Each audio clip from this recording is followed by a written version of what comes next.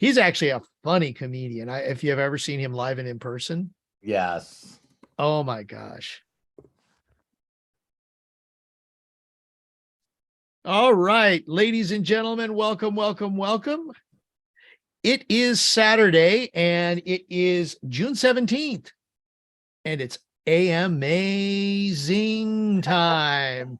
Ask Me Anything with Robert Hollis. And we are just really, really glad that you are with us. We appreciate you and the fact that you've taken time out of your busy schedule to join us. There we go. I was hearing another thing in my head while getting started here.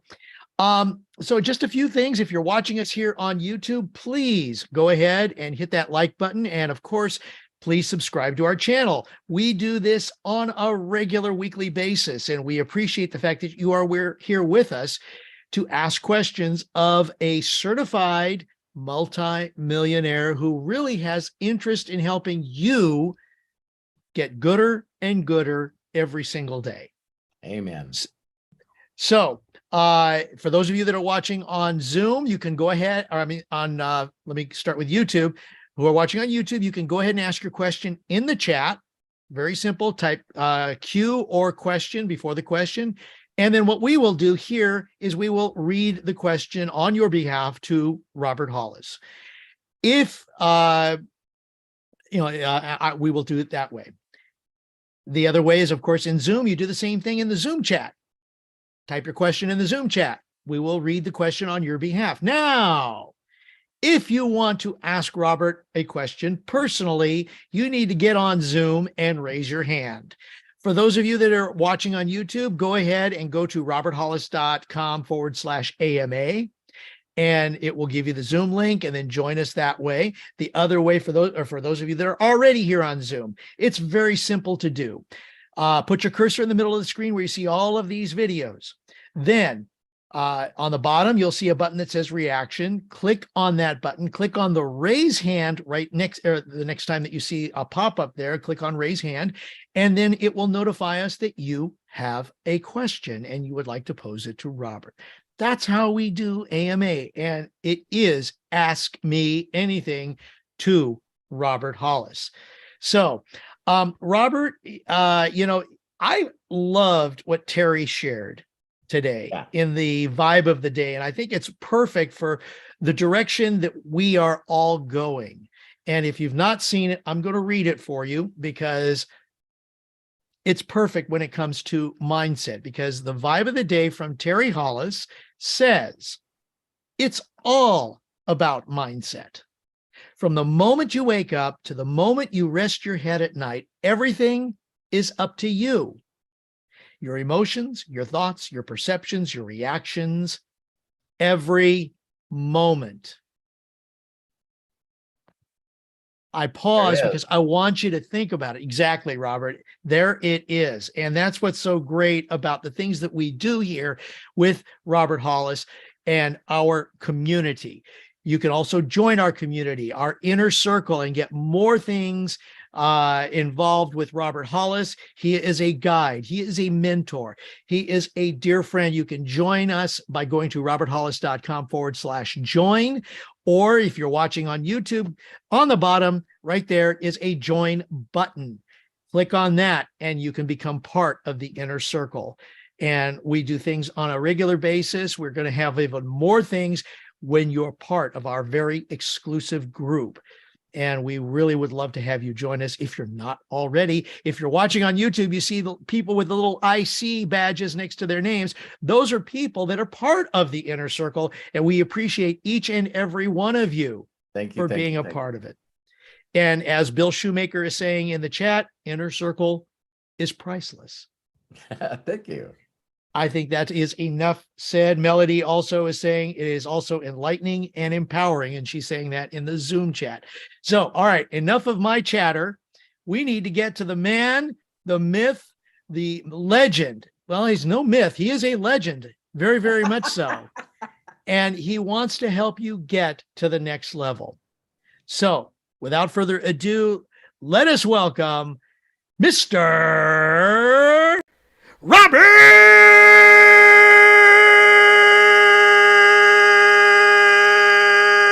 Hollis.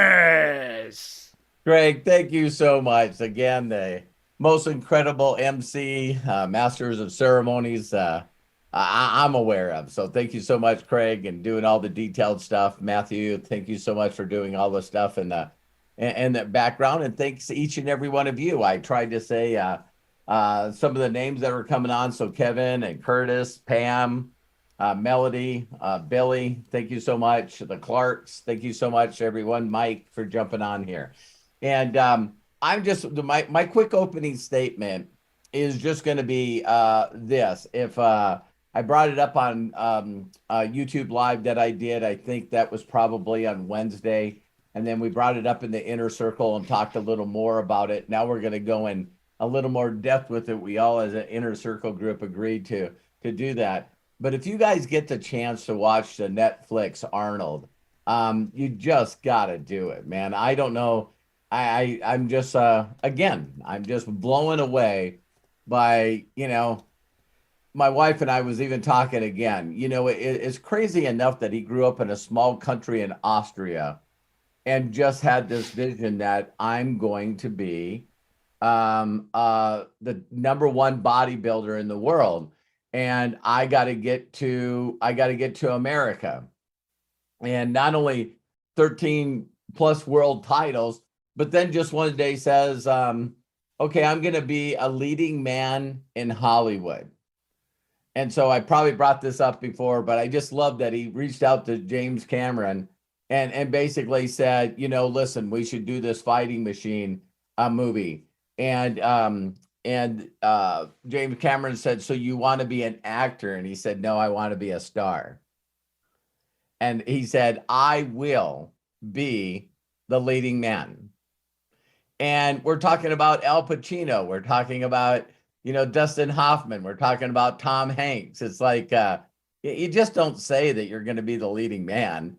And he did.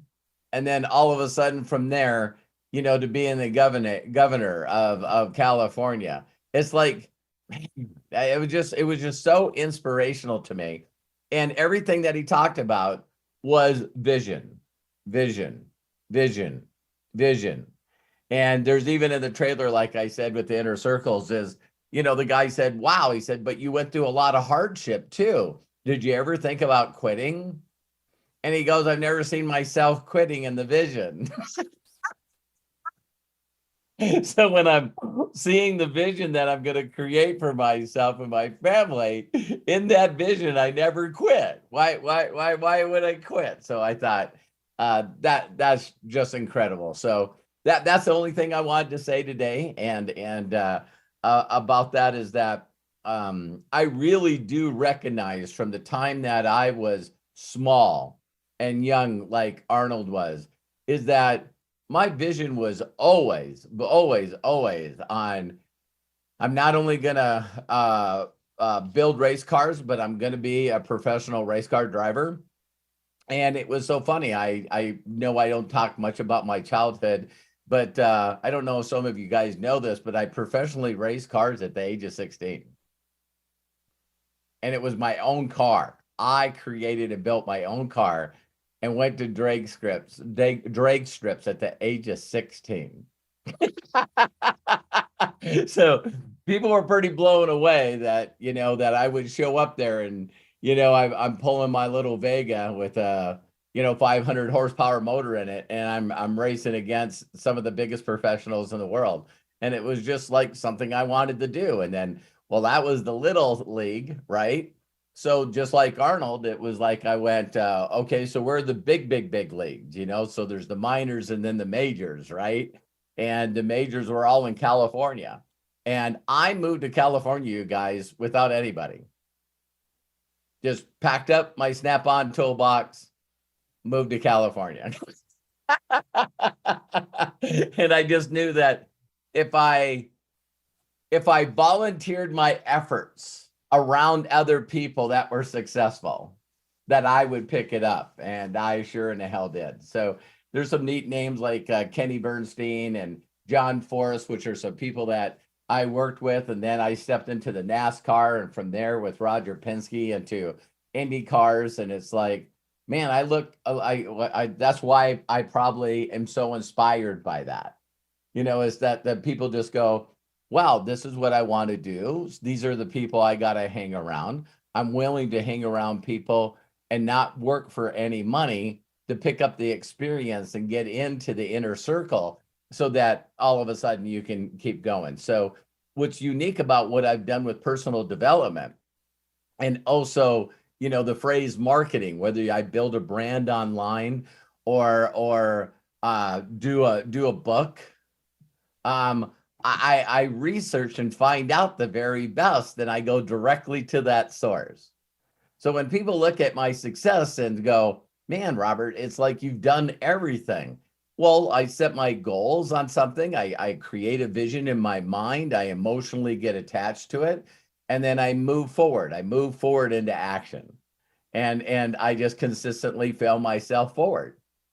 And so to me, it's like, that should be a no-brainer. You know what I mean? I know there's a lot of people out there right now that can show you how to become an author. But do you guys know there's some people out there that have a New York Times best-selling list? Their book is on the New York Times bestseller list. I'd rather get taught how to do a book from someone like that than someone that says I can be a co-author on their book. And they're not a New York Times bestseller. Does that make sense to any of you guys? So it's like, so each and every movement that I make in my life, I'm looking for the very, very best. And I never, ever stop looking for the best, by the way. You only know what you know. So when you're seeking out people, by getting in those circles, you'll find out other people. Because here's the great thing that I do is I hang around with people. And if they're saying that they're documented, then I ask them who their mentors were. So even in marketing, when I no longer was working with my mentor, Bill Gould, my thoughts was, who's the GOATs? Who's the greatest of all times? And those are the people that I learned from, and I mastered and did my best of what they did. So quite a few of my mentors, I've out-earned my mentors. Isn't that crazy? I built bigger groups than them. I did more volume than them. And so that's all I want to say is, to me, it's simple. Find people that have the lifestyle that you want, and then, do whatever you can to get into their inner circle, and then learn what they do, and then do it. And so I know that I'm simplistic and I'm easy. I've never understood why a person that wanted to be great at something would find that mentor that could teach them, and instead of making the commitment and the decision from learning from them, they decide to learn from 40 other people at the same time. Does that make sense to any of you guys? Because apparently that's what the world does today. What the world does is, I'm going to learn from everybody, and I'm going to be a jack of all trades and a master of none. And I'm just going to suck at every aspect of life. I don't really want to be extraordinary in anything. And so there's my opening statement. So Craig, let's get some questions answered, and even if you don't have a question, if you wanted to make a statement, whatever, let's do that.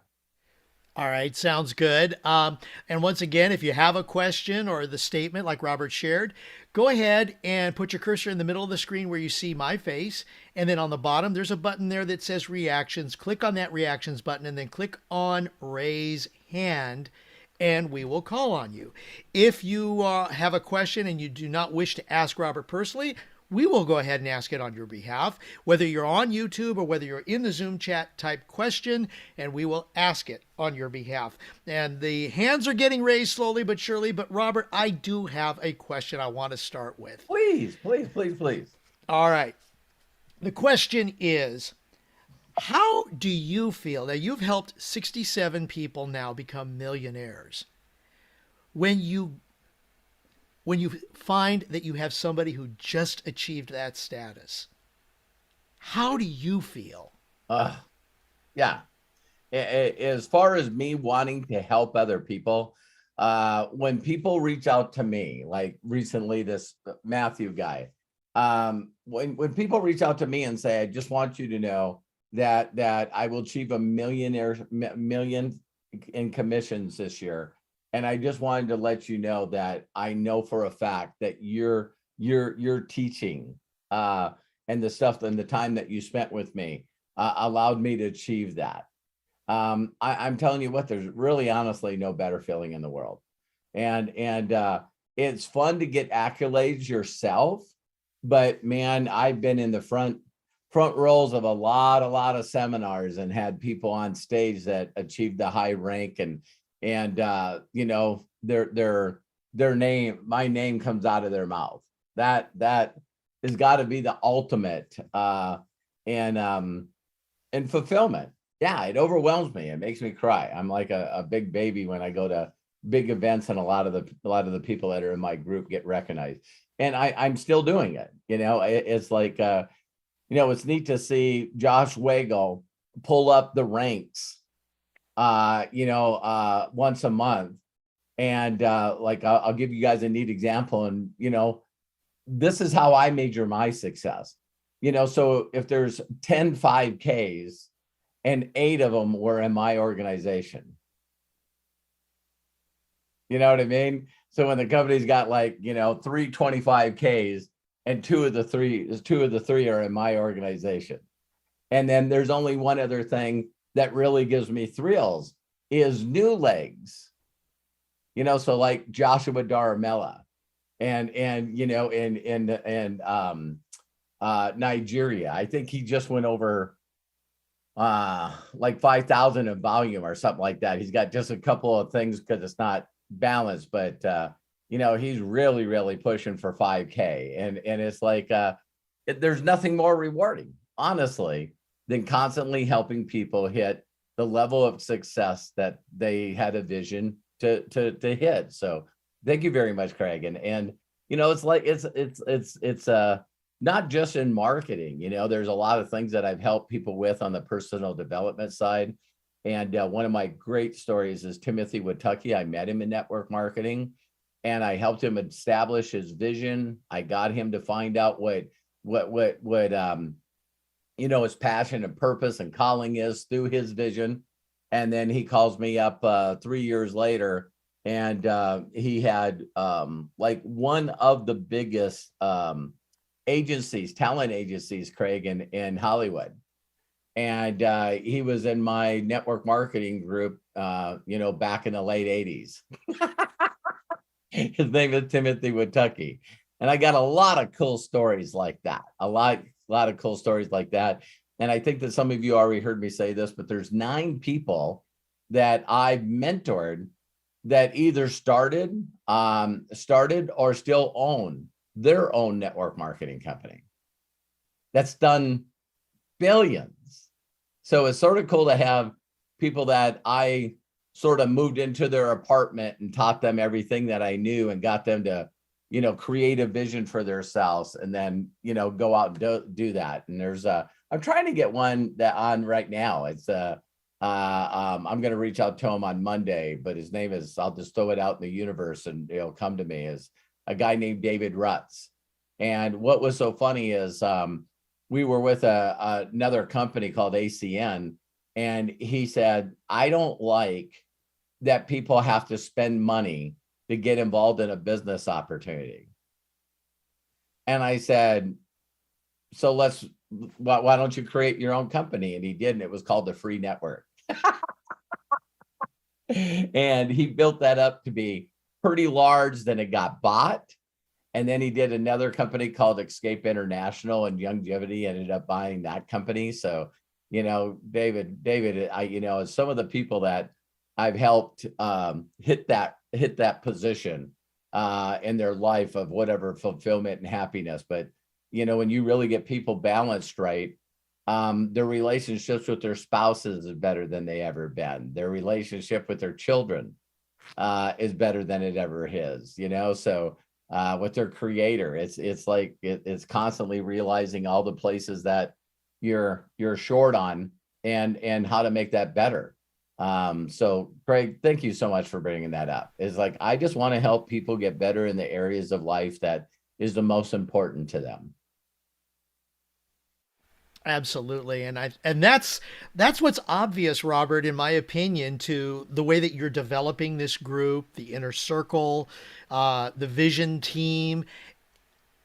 It's not about you. You are bringing your honestly, experience to us to help us. well, I'd still say that there's yes, you're right, Craig, but I am in selfish in wanting you to achieve what you want.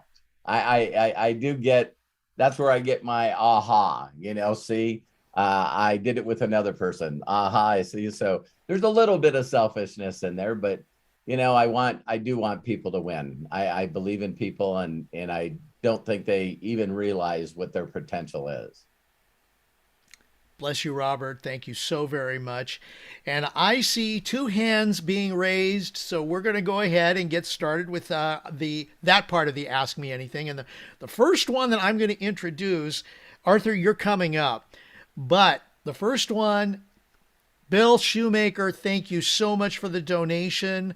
He says, thank you, Brother Robert. You are amazing.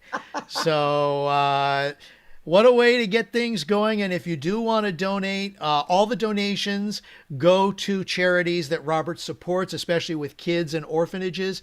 Click the $ button below the YouTube chat, and anything that we collect there will go to those donations. And we appreciate you for helping us and helping Robert do that for everyone.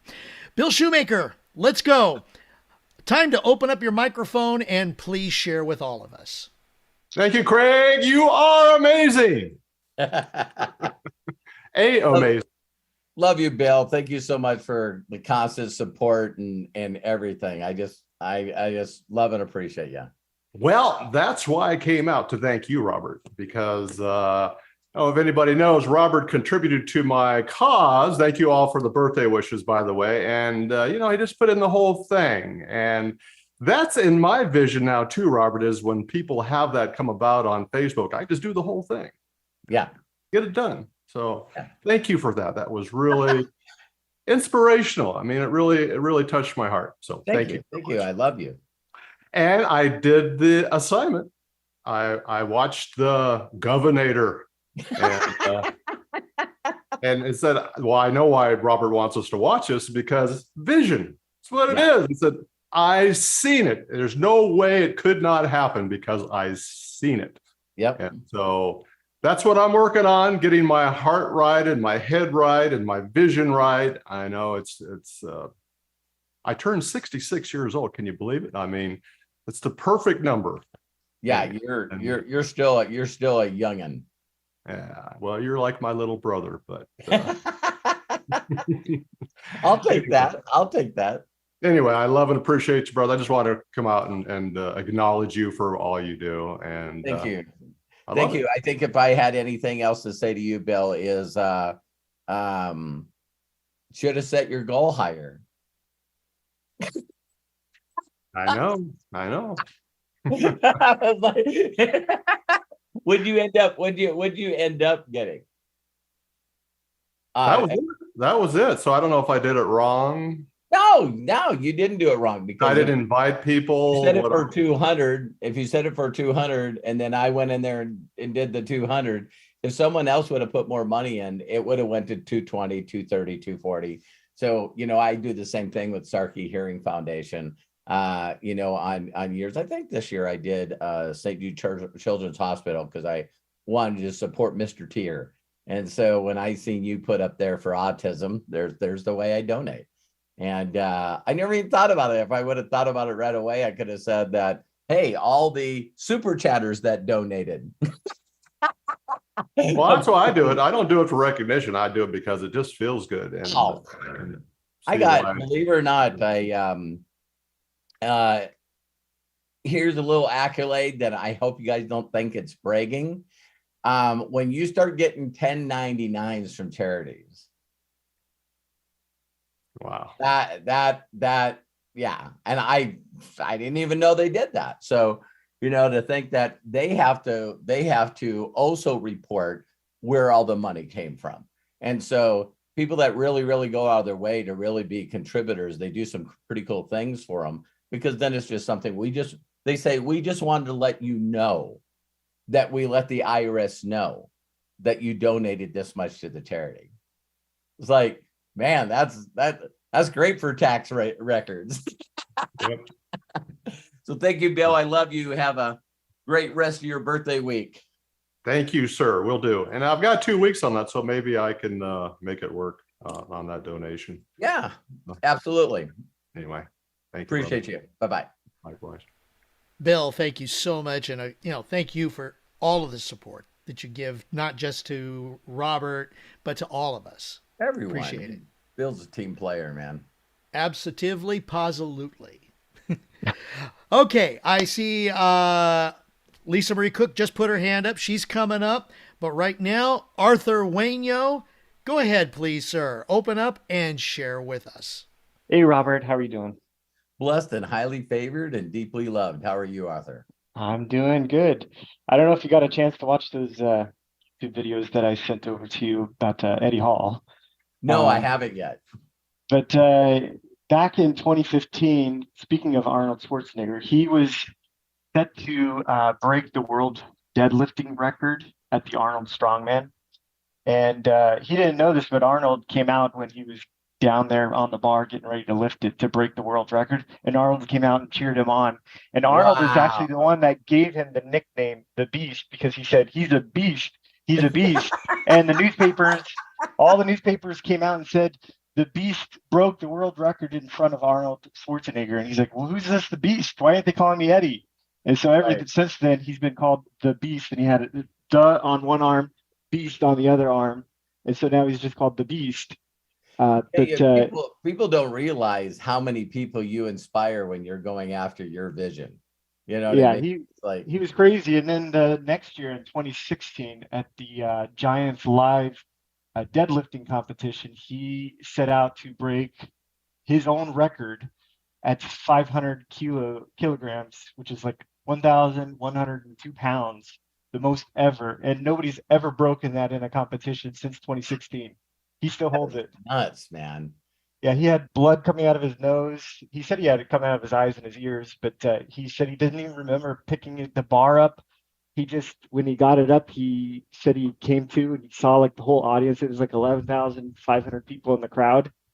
And they told him to put it down. He just like held it there and smiled, and then he dropped it and then passed out when he went down to the ground. Oh my God. Yeah. And he said, he said kept passing out. And when he went back to go and relax, he passed out, and his heart rate was like still way up and in a dangerous spot for him. Wow. Yeah, I would probably never advocate to people to do things where you hurt yourself. But in that documentary, I remember that Arnold was saying, so they had this one wall and I would put chalk marks on it. And so then I would do a set and go all the way through my workout. And then I would do another set. And then I would do another set. And he says, I got it down so I could do my whole workout in 3 hours. Yeah. But it was showing him doing like 25 or 30 reps of every exercise. And I'm going like, there's people like, I'm working hard. Compared to who? Compared to you last year? Well, they said that deadlift was impossible. It was a myth, and nobody could ever lift half a ton. And he did it, and nobody else has even come close to that in a competition yet. So he's probably will hold that for, I don't know how much longer, but he'll probably hold that record for a long time. But it kind of brings back to like, he in one of the videos I sent you, he was talking about how he had to go through the mental things about visioning, how he can actually lift it because nobody believed he could. Right. How he went to go see people who would do hypnosis on him to kind of get him into the right mindset to lift that kind of weight. Yeah. And when he lifted it, he said, he was looking back at the film. He's like, his eyes were like all bloody. He's like, look at my eye color. He's like, my eye color changed. It's like turquoise green color. And he's like, it's so weird. But when people like that are in NDC and on this like journey, when we're out there like prospecting and stuff, it kind of feels like that's like going for super affiliate is kind of the impossible dream for us because we're in the process of doing it. Right. We're not like, we haven't been in the business as long as you, so like going through the people and looking for the aces, it seems like they're far and few between for, Right. when we're on the journey. Like you found them like so fast, and all of your aces seem to be people that have already been in network marketing. And it's like, is that like the way that we need to like find the aces? The best way to say this, Arthur, is when I set my goal on super affiliate, when I got this company, there was three things that I did to set up my psyche. The first one was, I do my best to stay creative, but I am extremely competitive. And so when I got into the branding world and the coaching world, like Eric Worre and Ray Higdon and Todd Falcone and Danny Johnson and Randy Gage and Tim Sales, all of these people, I wanted to call them out and just say, hey, listen, is the stuff that you're teaching right now applicable to this day and age? And so I said, what I'm going to do as a coach is I'm going to put my wife in MDC and I'm going to run her to the top of super affiliate in record time. And I just ask every one of you to do a challenge, whether you give the money to charity or you take a family member, because the one thing in coaching is everybody says it's a conflict of interest if I got involved in another network marketing company. And so I sort of tricked myself, Arthur, because it was me wanting to set myself aside from every other person that was teaching this industry. And then I was doing it for my wife. And so it was like, I always find reasons to do things other than me hitting a rank or making money. I learned to do that, believe it or not, from my mentor. And it was like, because some people will say they're not money motivated. And the other problem has always been, if you really looked at my life right now, I should be truly grateful for every part of my life, because that already puts me probably in the top 5% of people on the planet when you think about the planet, right? So there's always this problem, Arthur, with being motivated and grateful, but yet want to go do it. So that's when I started adding, I'm doing this for orphans. I'm doing this for my wife. And it makes me want to fight for them, because it's not about me. So then the other part of the vision is I need to do 1 million in volume in 1 calendar month.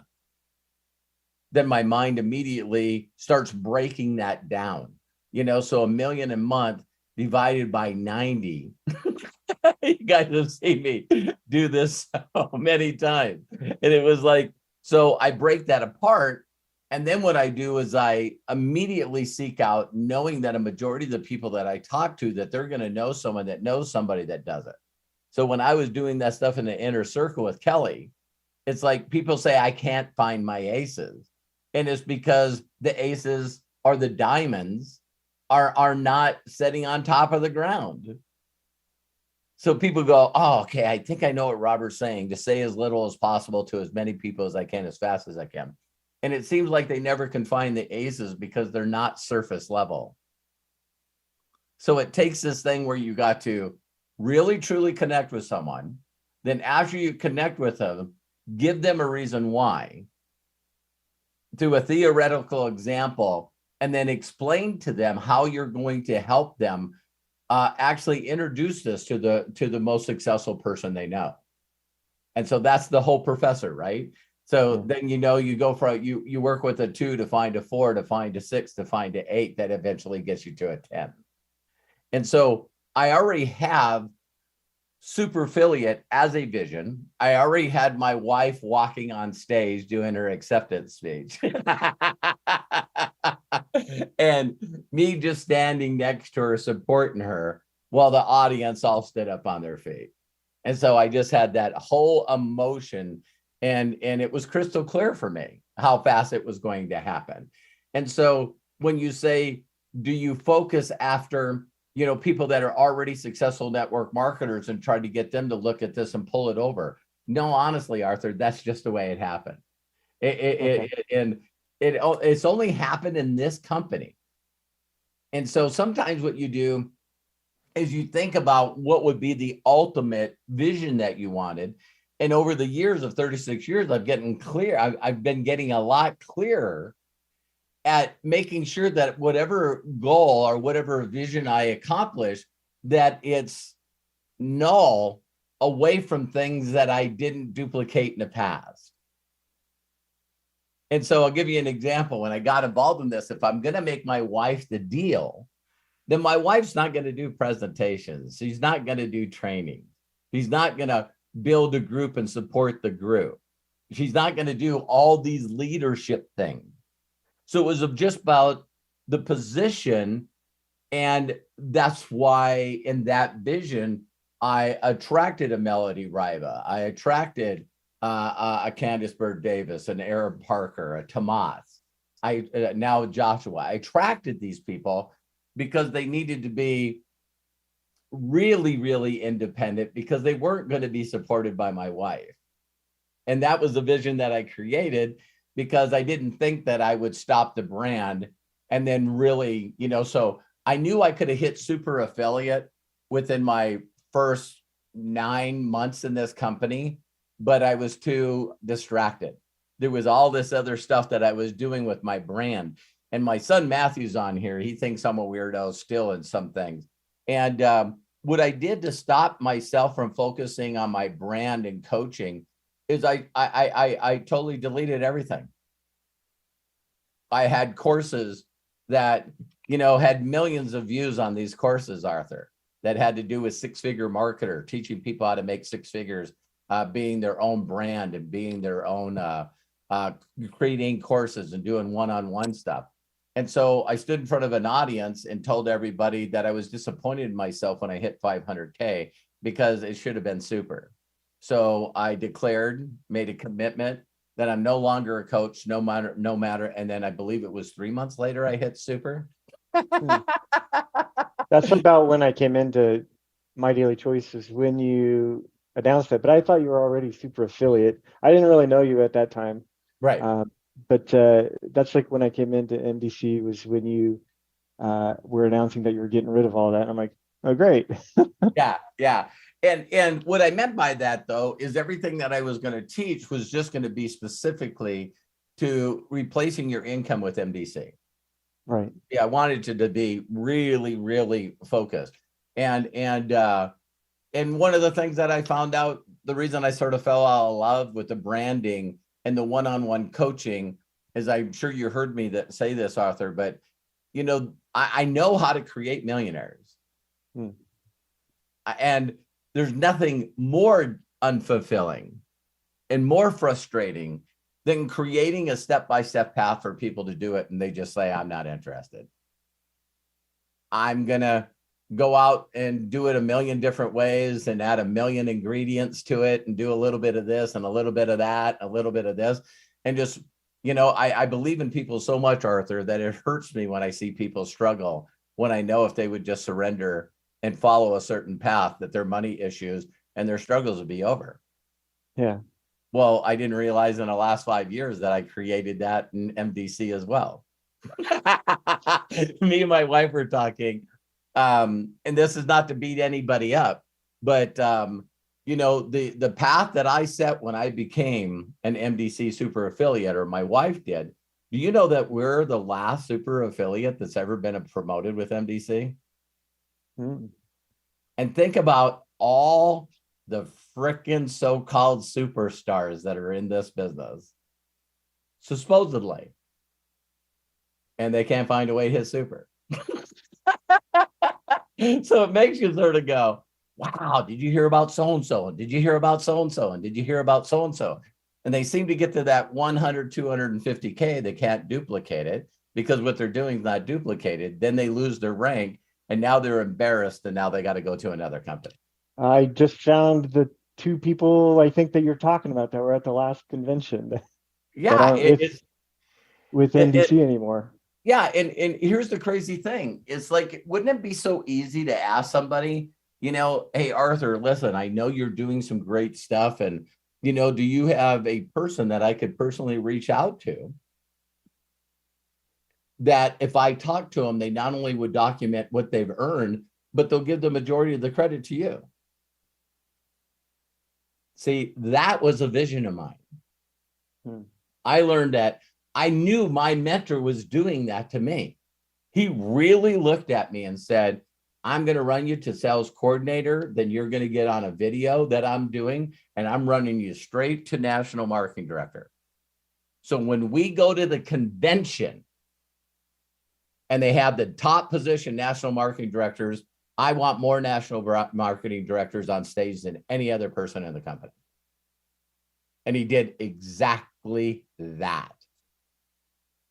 So you get these people out there and say, well, I want to help 1,000 people become millionaires. And it's like, can you just introduce me to one? Just one. I'm glad that you got this millionaire movement, but can you show me one? Because the one thing that I do know about this industry is passive residual income and leverage is only created over time. You cannot do it going to a new company every 6 months to a year. Can't do it. So it'd be like a professional athlete saying they never won the Super Bowl, and you find out there were 13 teams. It's like,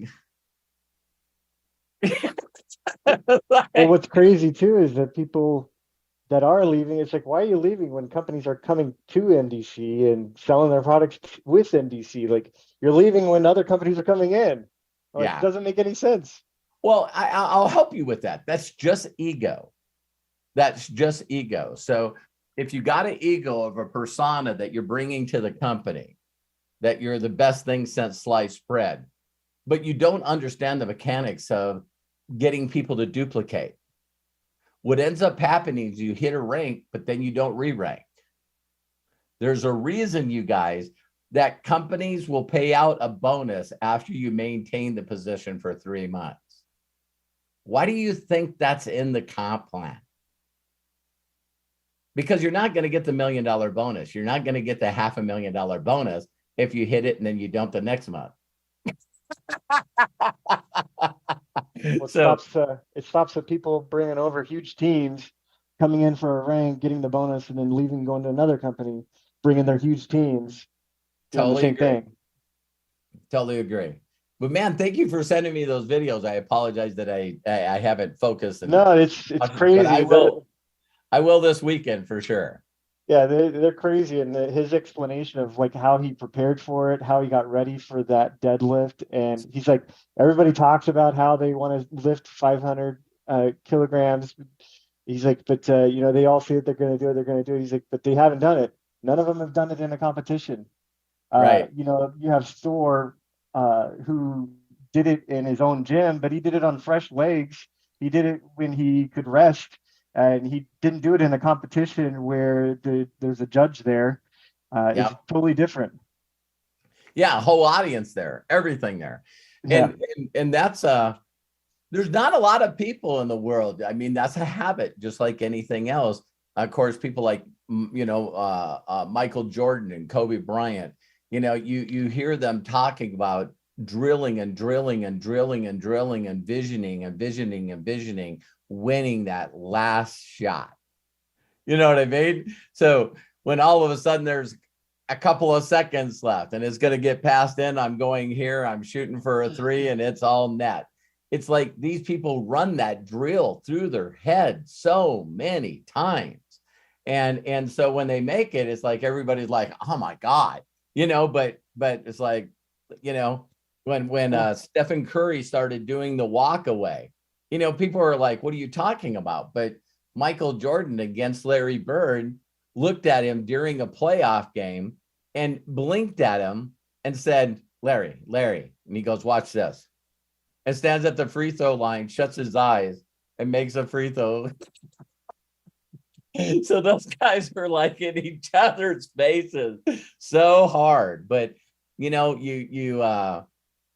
it's easier to be in a small group of people and everyone think that you're a big deal. And then I know people right now, this will sound weird, but there's people that I know, Arthur, that I've helped make $1 million in commissions, and their ego will not allow them to come in this company because now they're a small fish in a big pond. So they'd rather be in a group where, everyone thinks they're the rock star because no one really knows what they're making. But I appreciate you, Arthur. Great question. But you got to master getting people to believe in you, that you really care, and then talk to them and let them understand how they're going to feel comfortable introducing you to the best people they know. And talking to more people. Yep. But with the job, it's, I know that's like one of the things, like, because I work a full-time job, right? And it's, kind of have like these pockets of time. And it's like, okay, I'm not full-time. Like, I couldn't do it like you, where you're just like calling and talking to these people, talking to all of these people. So it's a little different for, people with a full-time job. Yeah. Well, I'll tell you how not everyone that I brought in this business. In fact, I would say very few people that I personally brought in this business didn't have a job. You know what I mean? So the first goal then is, this is how much money I would need to make before I could walk away from what I'm doing. Okay. All right. So then the goal is, how fast can I do this transition? How fast can I do this transition? I tell people, to protect yourself and protect your family, you got a family, is make sure that you can duplicate that. You understand it well enough to do it 3 months in a row. So let's say that number was $12,000 for you, right? Make sure that you can pull that off 3 months in a row. And some people, even to be a little more comfortable, might continue to do it, like Jim Rowan said, until the embarrassment comes. Arthur, I understand that you got your own company. I understand that you're making money, but I heard that you're making $32,000 a month with MDC. Is that true? Yeah. And you're still doing that stuff? He didn't want to lose his story. Yeah. Jim Rowan is like, but my story. Well, Arthur, I appreciate you, man. Anything else? Nope, that's it. Thank you. All right, great. Have a great weekend, and I appreciate you. Great questions, and thanks for sending me those videos. I'll watch them. Arthur, thank you so very much. Those of you, again, watching on YouTube, please go ahead, hit that like button. And then also, if you want to get these videos on a regular basis, please subscribe to our channel, hit the subscribe button, and then click the bell icon next to the subscribe button so that you are notified when we post up a new video or we go live or something like that. And of course, if you do want to join Robert's inner circle, hit the join button at the bottom of this video, or go to roberthollis.com/join and become part of our exclusive inner circle. I see Lisa Marie, Dee Dee, John, and Kai with their hands raised. So let's keep these Ask Me Anythings going. Lisa Marie, there you go. Please open up your microphone and share with us. Hi, guys. Hi, Robert. Hi, Lisa Marie. How are you? I'm good. Thank you. I'm blessed and highly favored, and I cannot wait to hug you guys next week. I can't wait to see all of you. Anyway, I had a conversation with somebody here yesterday, Eric. I'm sure he doesn't mind me saying. You know what? I have so thoroughly enjoyed getting to know some of these people, some of our people here in our community. That man is amazing. He is amazing. And my heart just fell yesterday when he was telling me about how sick he is and what he does to help other people. Yeah. He goes around healing people. And see, that I had asked you this question before, the chapter with the disease and the health and And that just kills me that here he is. Why does it kill you?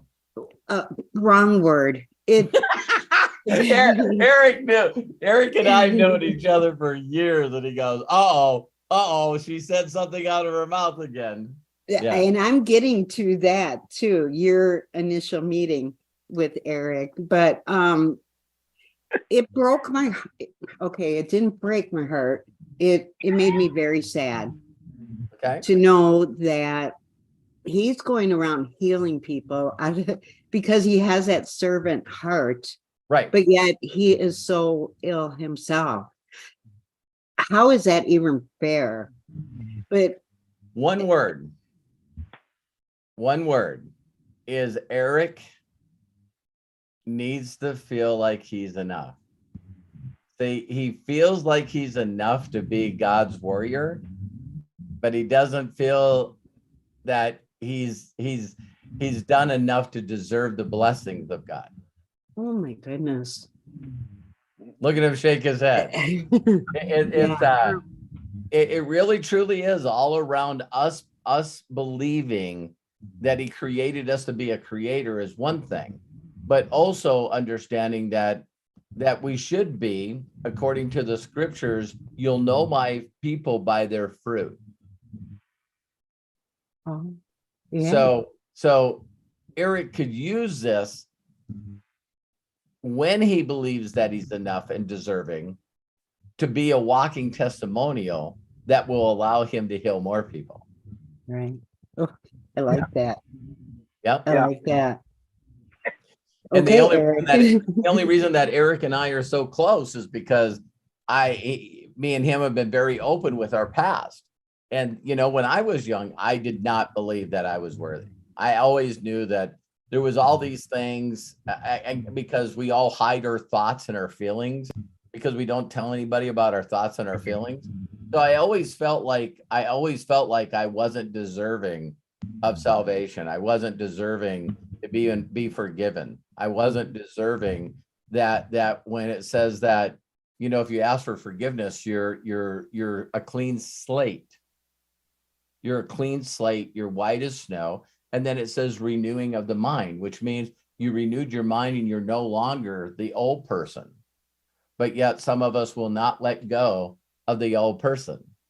So the old person is a person that did things and consistently does things that need to be forgiven. So we never measure up. So we believe that it can be for other people, but we just don't believe it for ourselves. And it's just in our own mind. It's Yep. just in our own mind. One other thing about what Eric shared with me, though, he did share a video with me of his initial meeting with you and Scott Kloster. And I'm telling you, I watched that video and it just filled my heart. I saw right through to your soul. I swear I did. I don't know. There was just this thing about you and how you interacted with Eric and how you made him feel. I just, and that video was back in 2014. Wow. And yeah, so I this. didn't know you then. And I was in total awe. I just wanted to say that. So thank you, Lisa. Oh, I that's why I'm here. So I was able to find a way to take a non-perfect person that didn't even understand. See, this is when you really know that you got to work on that, is if someone even gives you a compliment that you don't even know how to take the compliment. And some people will either not know how to take the compliment. That means that you don't feel like you're worth it. You don't feel like you're deserving. You don't feel enough, and you can't handle or don't know how to accept and thank for the blessings. So people always go, I don't know why I'm not being blessed. You don't believe you're worth it. right. How can you be blessed if you're not worth it? Right. Exactly. I had to cure that myself. Mm-hmm. And the best passage for me is understanding that I was a vessel, that if I didn't feel like I was worth it, and if the heavens have opened up and poured these blessings on me, I could see myself receiving it and giving it away, receiving it and giving it away. So now that if I don't feel like I'm worthy or I'm not enough, then I needed to make the commitment to myself that if it came to me, it was immediately going to people in need. So now I can just be a vessel. Right. So, So, you've known Eric for a lot of years then. I mean, so I don't know. I see myself in Eric a bit, and just beating yourself up and always thinking the worst. Yeah. How do you stop that? You just got to have more faith. Well, the first thing that I say to people, and this is going to sound weird, right? But everything that we do that's in a loop pattern, things that we do over and over and over and over again, and then we don't know why we do them over and over again. It is because that's called a habit. And so people go, why would I consistently do things that I know that's self-sabotaging, that hurts me, that sets me up? It's because you don't think that you're getting a reward from it, but you're rewarding yourself from it. So when you say like, this is killing me, that you're going to get a response from me. And sometimes that might feel like a reward for you. Oh. Because it's a way that we get attention. Okay. Like Mary or Jody was saying. Yeah, exactly. So what we do is we have to do two things. One is there's this thought pattern out there that I believe in, that breaking a habit and trying to focus on stopping doing something that you've done forever, right? It's not breaking of the habit, it's replacing it with another habit.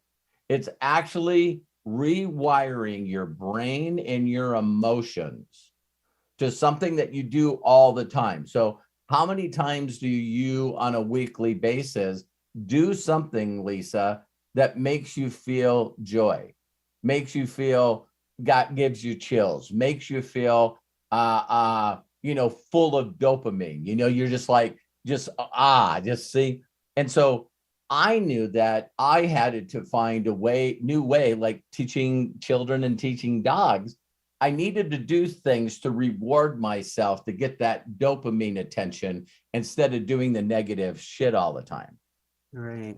So now, once I knew I could get my reward from doing positive things that were building my life and giving me more blessings, then I focused all on that and I don't do the negative stuff anymore. Wow. I guess I didn't realize till just now that maybe I was trying to attract attention. That's sad. It's not sad. See, if you know that you're a human being, and by being a human being, who doesn't like love? Who doesn't like attention? Who doesn't like approval? Who doesn't like validation? We all love these things. And so when you realize that you're doing things over and over and over, so that, what there's terms for it, and I don't need to know the names, but when you hear of people that are hypochondriacs, and people go, well, why do you always think the worst? And you know what they say immediately after you say, why do you always think the worst? They say with their mouth, so their ears can hear it, so the universe can validate it. I always do that. Exactly. And the universe is standing up there going, your wish is my command. You Yeah. just said you're always going to do that. So watching you do what you did today, just do this. I go, man, my back is killing me. I got to find another freaking word. I got to find another word. Because if you don't think about it and ask yourself, what would be another way for me to express that would be on a positive? Mm-hmm. All right. So you could say, well, when I was talking to Eric and he mentioned this one thing, I don't like feeling like that. Boy, that's way better than killing me, No kidding. No right? kidding. That's way better than that's sad. Mm-hmm. But when I heard Eric explain that, it didn't We are make, so dramatic with our words. yeah, it didn't make me feel good. Mm-hmm.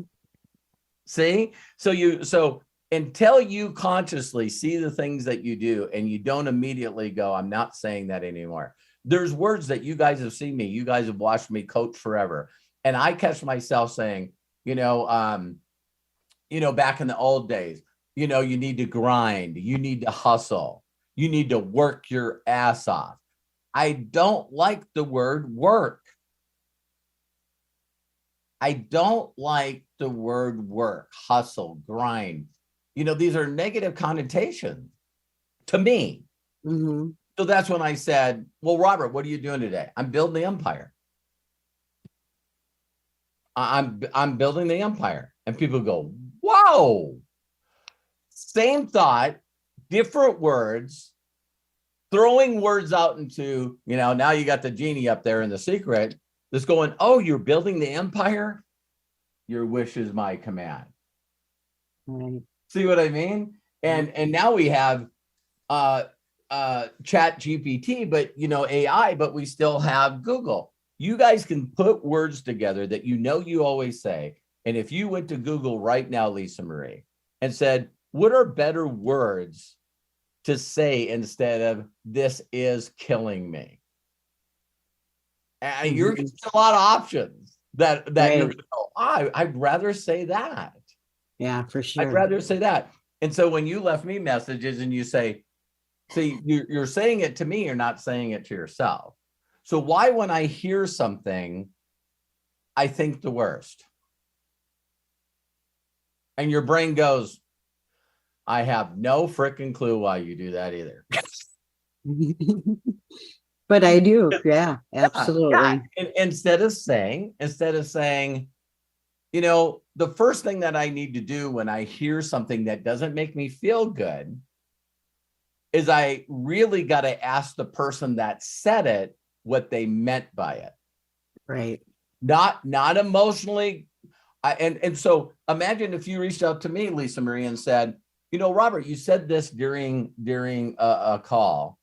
Mm-hmm. What did you mean by that? Or what was your understanding for that? And then you're going to hear it and go, I was way better. Yeah, I almost messed up. So you could say, I was thinking something different. Yeah. Yeah. And so then you just say, well, listen, my perception sometimes is clouded. And when I perceive something and it doesn't make me feel good, I need to find out if that's the way it was meant instead of focusing on how it made me feel. Instead of getting all upset over nothing. Yeah, because the patterns do you guys realize the patterns on the positive side work exactly the way they do on the negative side? Yeah. You'll think a thought that will make you feel good, that will give you a thought that makes you feel better, that gives you a thought that even makes you feel better, that gives you a thought that makes you feel even better. Do you think that works like that on a negative side? Absolutely it does. So we hear something and we go, what did he just say? Was he directing that at me? Mm-hmm. Does he like me? Did I do something wrong? Maybe I did something wrong where he doesn't like me anymore. Maybe I fell out of his deep graces. Oh my God, what if he blocks me on Facebook? What is it? What if he kicks me out of the inner circle? And we're like, it's like, what the hell? Yes, we do that. Yeah, So we spiral in the positive and we spiral in the negative. So yeah.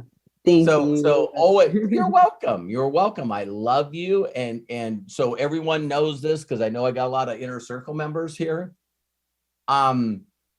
Lisa, there's been other times where I seen your energy shift on a Zoom we were on.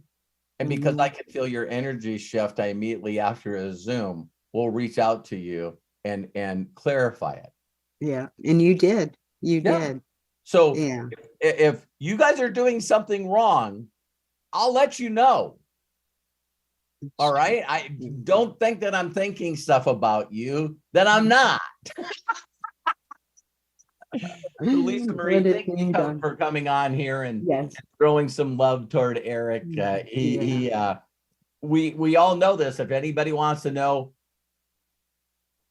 watch this. Instead of saying what's wrong with Eric and what's wrong with Lisa Marie, okay, see, we go, okay, Eric still hasn't tapped into his ultimate potential. And Eric knows that he is the person that's stopping that from happening. And everyone that listens to this video, live or recorded, knows that the thoughts and feelings that you have are stopping you from getting to where you need to be. So really, there's nothing wrong with anybody. We're all just dealing with us staying in the zone, feeling the joy, staying connected in the present to use that energy and vibration to change the world, including us. Yeah. And I think you replacing that habit, that's going to be key, because I know how to do that. I can do that. And if you don't ask. Right. Yeah. You know what? Whenever I do this, and this is how I feel. So now that we're talking about that, when you reach out to strangers, to give to strangers, how much do you believe that it's important to be in the right zone before you do that? It's everything. So when you feel good and you know that you just had your vision and you're emotionally go through all the emotions of your vision and you know that it's going to happen, now when you reach out to people, you're indestructible. That's why I say that you'll get so good at it that a worst case scenario of someone saying something negative to you will turn to laughter and joy. So that's why I thought I'd share that with you guys. You know, I think I shared that in the inner circle where, you know, there's people that because I'm impacting more and more people, there's got to be people that start taking shots at me because Darth Vader or the adversary is losing control. See what I mean? The negative things, the Darth Vader energy in the world, the dark force. That's what they called it, didn't they? Mm-hmm.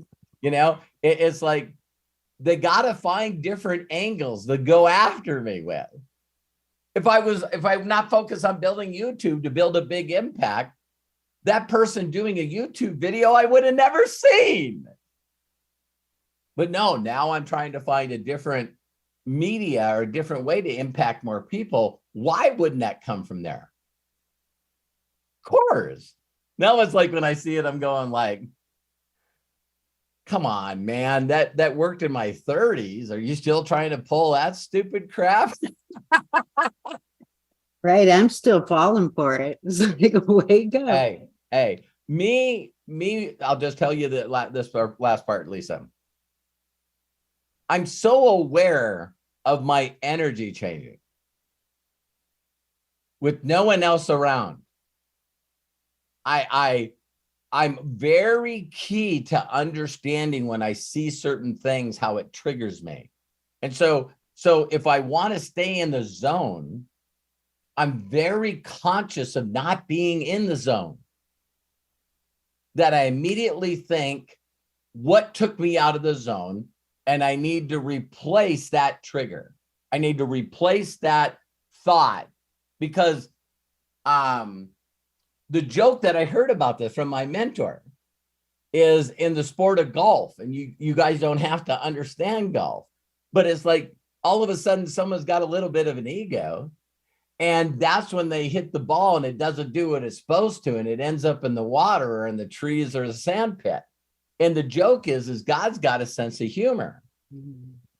So everyone said God created golf because you get to see men and women that believe they have control of their emotions totally lose their shit. I've seen it. Now, some of you don't need the game of golf because that person is your children and your spouse. So you don't need any other outside thing to flip your stuff, right? It's like no, your husband just could look at you wrong, or wait a minute, did he? No, he didn't. Do you know what I mean? Don't you guys love those memes where I know I'm getting way off track here, but it's like it shows a husband and wife laying in the bed, and the woman's going, I wonder if he's thinking of another woman. And the man's saying, I wonder if there's football on tomorrow. It's always no, I'm just saying, I see Nick put a laughing face. It's like it is crazy the stupid stuff that we trick ourselves with that are just all in our own mind. It's amazing to me. So a lot of people don't know how to control their emotions. So what they do is they turn towards something negative because they feel like they're in control if they can get somebody else to react. Interesting. Yeah, because they can't control their own emotions. So why don't I play with Lisa Marie? Yeah. So I've had people come on my live periscopes I can remember, and just out of nowhere, this guy's going, that is the nicest toupee I've ever seen. I'm like,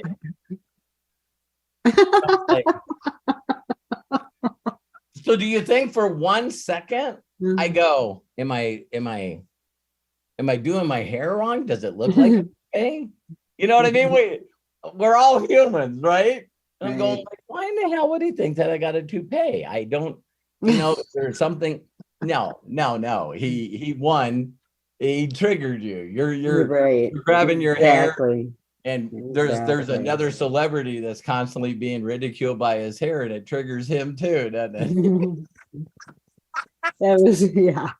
That was very helpful. Thank you, Robert. I love you, appreciate Lisa you. Marie. Have I a love great you. weekend. Yes, you too.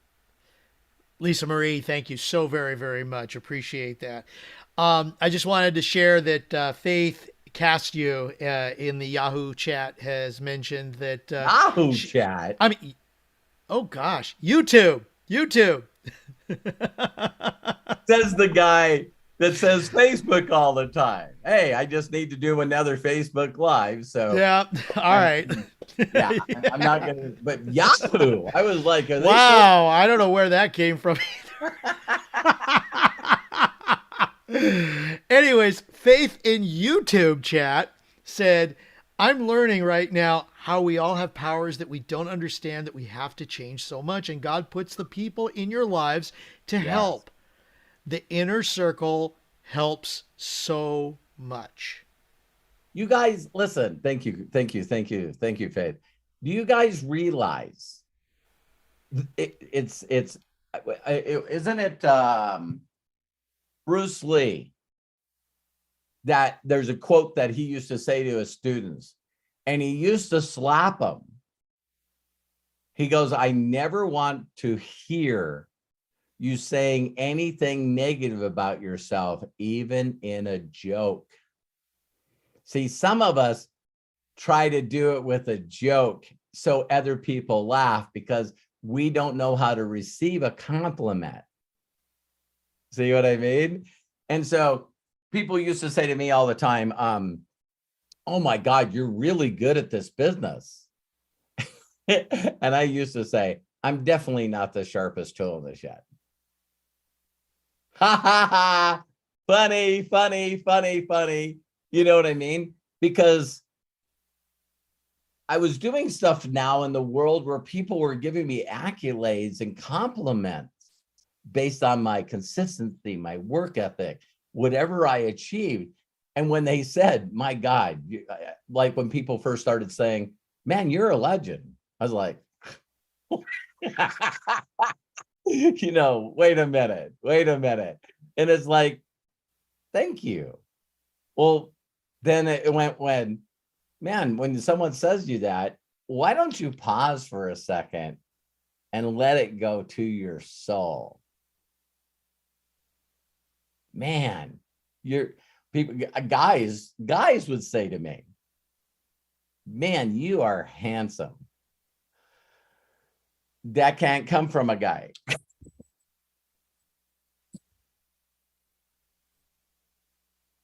What are you saying? What are you saying? You know, we are weird. If we just don't beat ourselves up and laugh that we're weird and just constantly catch ourselves saying the things that we shouldn't and asking ourselves, now we get to go to AI and put in there, I would like a better way of saying this.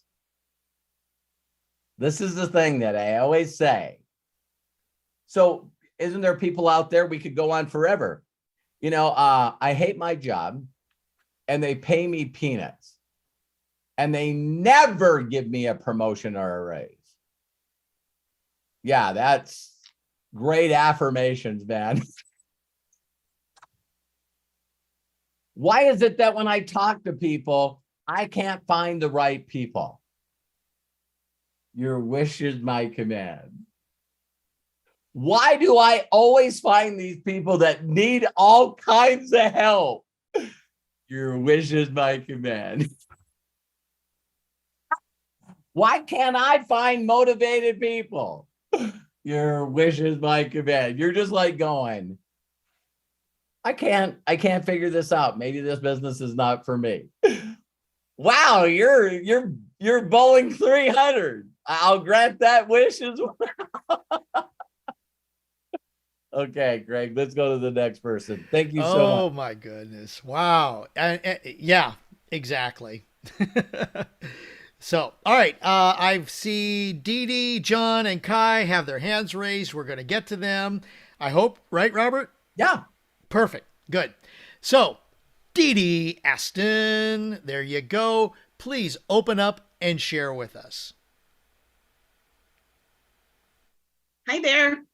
Hi, Dee Dee. How are you today? Blessed. Thank you. Yes, you are. Yes, you are. Thank you. Thank you. I was going to say two things. Please. Lisa Marie, I can relate to you because even though I don't have that same language of beating myself up, sometimes I say, what's wrong with me? Why can't I get this? Sometimes I make a connection and then I freeze. What's wrong? Those types of things. So I get this. And even though I'm never on live with the inner circle, I watch the replays and learn from what sometimes feels like Robert is being strict and stern. And it's funny because a funny thing about that, I used to skip ahead of Lisa Marie. And then one day I said, you have that same language. You're not saying the same words she's saying, but you're saying the same thing. Why can't I get this? He's gone over it so many times. How come I don't introduce people? What's wrong? And so I appreciate that. Thank you, Lisa. Thank you very much for being in there. One time, Robert even said, Lisa, after he probably what felt like was beating you up, he even said, I thank you, Lisa, because most people on here don't have the guts to say what they're really thinking. Right. And I was like, whoo, bah, bah, bah. Okay, Robert, you're talking to me too. So I wanted to say that. Thank you very much, Lisa, for going out there and being our person to take it. And then Robert, I can't remember if this was a short, but I loved you with Evan Carmichael about get to the point, bada boom, bada bang, and you've changed and you're doing that. And so I don't know if this was a short or what, but I said, hey, he said this 1,000 times and there it is. You said, I think it was a longer video, but then you went on about, maybe it was the mentor one, but you said, listen, I want you to create a free account. I want you to if you're not interested in being a person that's making an impact this way, shop for yourself. And for whatever reason that day, and I actually was just looking for it, and I thought I got to go back through them and listen again. That's a tip for me to go listen to several. That one just seemed to, like, you can get this. There's nothing wrong with you. You can get this. Make it a priority. I work a sales job, so I work a lot of hours. Make it a priority, not to be scrolling on Facebook or Instagram. Listen to Robert, to the point that today my grandson says I had to have him get off of the games because we're in a small space. And he goes, well, have fun with Robert Hollis. And I will. I'm going to do this, and I'm going to do this so I can take care of you. And so I just wanted to say those two comments. Thank you, Dee Dee. Yeah, when I learned to say, again, out of this book is where I got it. Okay. There's a part in here where it talks about proclaiming your uniqueness. Yes. Okay. When I understood that I was a miracle and that I really, truly believe that no one's like me, and, now understanding DNA, it's like, come on, you know what I mean? So when you realize that there's no one else in the world created as a miracle and an incredible gift than Dee Dee. Yes. Okay. When you realize that, then understand that you're on a journey that nobody else is going to be on. Nobody. So for you to change your words and say, man, I am so happy and grateful that I'm getting better every day in every way. That I was created unique. I'm a miracle. And the things that have stopped me in the past are no longer going to be the issues from this point forward. So it's like, so now instead of that thought, why can't I get this? Right? Why aren't I doing it the right way? It's like, no, that's wrong. I say that out loud. That's wrong. I'm getting better every day in every way. I'm going to get better at this. I'm going to get better at this. I'm going to get better at this. And you guys want to hear my one that I'm so guilty of? I am dyslexic.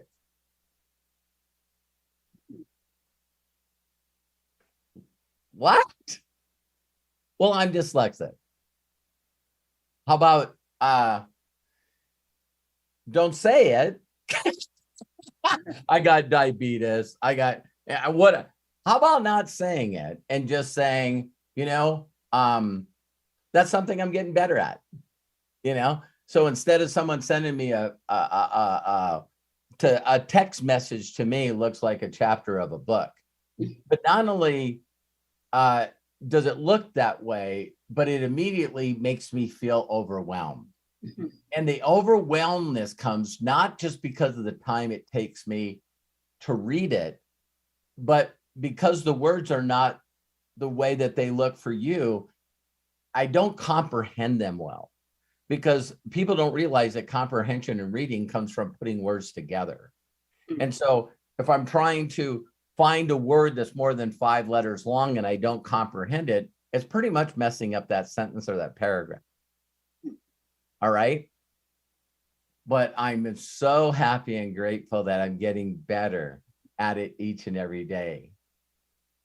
See, it's like, so it would be great if I just wouldn't say that I was dyslexic. So someone told me recently, they went, wow, I heard in something that you just recently did that you said when you were young that you really struggled with being dyslexic. And I went, I said that? He said, you're now shaping your thoughts and your emotions around this is something that you used to struggle with. And I went, wow, because this person knows me as an individual. We check each other like we all do on the inner circle and in this group. It's fun to all help each other get to the next level and to do better and make a bigger impact. So that person, I've done that to a lot. And they said, hey, I just wanted to tell you, I was watching one of your recent videos and you were talking about how you struggled when you were young. And I go, I don't understand what you're saying. And he says, you're not talking about struggling with it now. And I went, dang, that's good. When you got friends that are watching, you're going, Didi, I noticed you changed that about your language. I know you changed that about the way you feel about it, because isn't language connect to emotions, and then emotions is what we feel? So now when you say, man, is this, how can anyone have the same damn journey as me? Because no one's this incredible creation of Didi. No one. This is my journey. I'm going to get better each and every day. And I see a vision of me connecting with someone in a matter of seconds. And because of that connection, they know, like, and trust me, and they immediately become an affiliate and buy something. So me, in my mind, you guys, listen, I started taking everything in my mind and I started doing time compression. Why? Because I'm a mechanic and the car has to go through the quarter mile or make a lap faster than it used to. All right. So I'm like, is it possible that I could connect with somebody, get them to know, like, and trust me just from a voice clip, and that person immediately became an affiliate, bought something? Could I pull that off in 10 minutes? Could I pull that off in 5 minutes? Could I pull that off in 2 minutes? Now all of a sudden people go, what are you talking about? I talked to people for 3 days before I even ask them if they want to be an affiliate. Oh, me too. So now it's like, wow, if I was going to duplicate this, how fast could I get this going? Is it possible that you could do that? Well, now it's possible that people become affiliates and buy things and I never ever talk to them. I love that, because the last guy I talked to, Robert, I did get this out of my mouth because he's talking to me now because I love our product. Sometimes I will say something about a product on Facebook and he mentioned it. I didn't mention it to him. And I did say, you got to come on and see my mentor. I'm not the deal. He's the one making millions. And I got that out. And so he said, well, the next time you have something, let me know. But I didn't let him know, right? I was like, and that's where I didn't have any problems with giving praise and recognition to my mentor. If you guys even see me today, if someone sent me a message, I would like to see a presentation on my daily choice. I go, no problem. I go, did you create an account with Facebook? Yeah. Are you a Prime member? Yeah. Why are you asking that? It's because you created a free account with Amazon and then you played around in the back office and then they made you an offer and you decided to go with the offer. I never looked at it that way. That's what we do. Create a free account. Once you create a free account, I'm going to point, guide, and direct you to a presentation that Josh and Jen did in the back office. I would like to know a little more about the comp plan. Oh my God, no problem at all. Create a free affiliate account. I'd like to know about your product. Yes. I don't send them a product link. I go, all of our products, including the countries that we're in, when you create an affiliate link, you can actually go into resources and get the down and dirty on the ingredients, how they work, everything.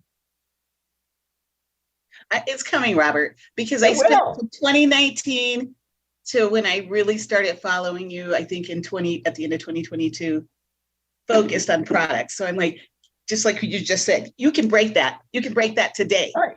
Stop Well, it. I tell people, it shouldn't be your first move.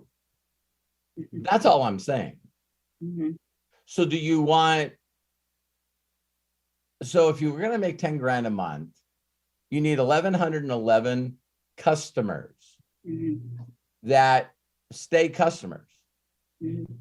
So we do know that you'd have to replace them, right? Well, what if you could find 2 individuals by driving in depth on someone, and one person on your left and one person on your right each got 555? Are you achieving the same goal? You are. Mhm. So if you had Candace on your left side and Mhm. Tomas on your right side, which Okay. by the way, I do, Yes. it's easy to make money when I have a leader on this side and a leader on this side, and a leader on this side and a leader on this side. So I can achieve the same thing by finding people that would love to replace their income so they don't need to stay at a job.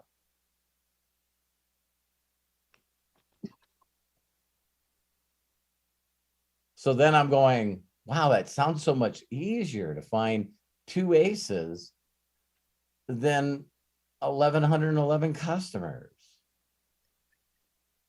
So now I need to focus on finding people that know that they can make more than they're making right now, and they're just looking for the opportunity. So we're not only in the best economic times in the world for what we do, but we also have the fear of AI. Are they going to take my job? Are they going to take my job? When I heard that doctors are going to lose their jobs, I was going like, yeah, because the AI won't misdiagnose you. You'll never hear these stories anymore where I went to 4 specialists and they still can't find out what's going on. Mhm. And there's no way for the big pharma to slip money under the table to a robot.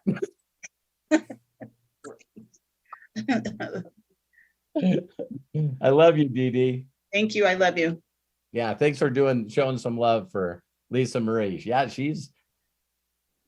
Lisa Marie is brave and courageous because she's tired of living the life that she doesn't want to live. She wants to live a better life, so she's willing to trade some emotions for that. And I just love her so much. I do too. Thank you, Dee Dee. Thank you.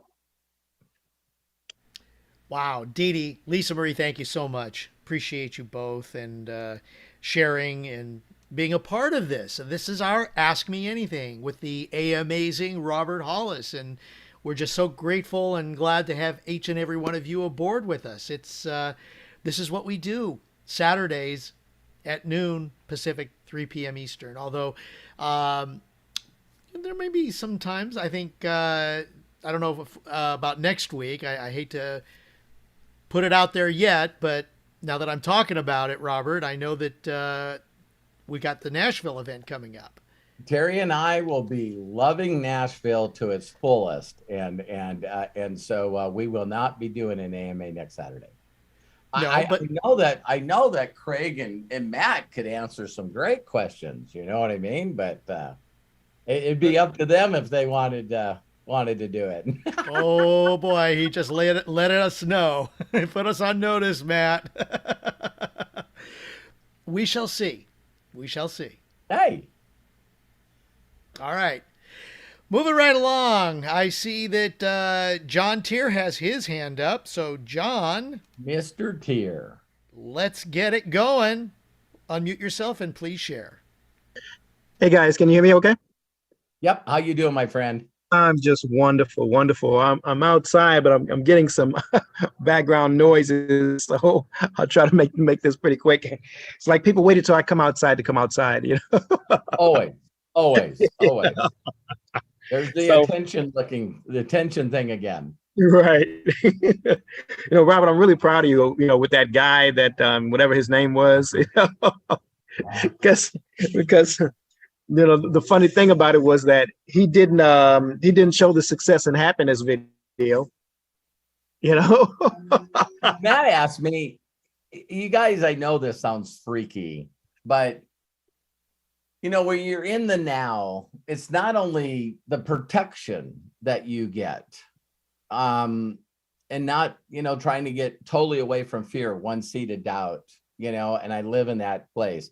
And so I checked the video 3 times in 3 different places, didn't watch the video. And every time I found a place, it was him sort of like he looked like he was in awe. Yep. Like he's waiting for me. He's waiting for a break to say something about me, right? And so Matt and I was talking yesterday, and he goes, Dad, I went and watched that thing. Did you watch it? And I said, no. I said, I didn't watch it. And he's going, don't watch it. And I went, okay. I already made that decision when I first found out about it. But thank you, John. Thank you very much. I was thinking, don't you know this man can crush you with his wallet? What are you doing? I honestly was laughing, and I also what was the word? Again, like a lot of empathy to and that was so funny because you guys know the video I came out with the next day was how important is kindness. Yeah. And Robert, I thought about because I used to throw the other kind of karma around. Yeah. Trust me, I was thinking about where's my lightsaber, but also realize what you focus on expands. It does. And so I was like, we can't get that guy like the time of day because, all he would do is that's exactly what he wants is to grab attention. And so, some things you just have to let go. One of the questions I had was, you mentioned an overnight meditation video, have an 8-hour video. Yeah. What is that one? Believe it or not, I went to YouTube. First, if you'd like it, I think I'd put it on Google Drive. But if I didn't put it on Google Drive, I will, if you guys reach out to me and say, send me that. So now every night now, it's just a routine. It is, it's mind-boggling to me that you can add something like that. And again, that's where my incredible wife comes from. She's going like, well, we should listen to meditation while we're sleeping. And I was like, yeah, we should. And so where I got it, you guys, is I know Matt sent it to me. Is that the Bob Proctor meditation? No, it's a meditation that's all night. Someone asked for it before. I brought it up, but send it to me and I'll find it again. I thought that Matt, for those of you that, where I'll put it? I'll put it in Discord. I'm looking for it right now, Dad. So okay, let's put it in Discord. And for those of you that are not in Discord, you have to become a member with our Discord, Vision Discord.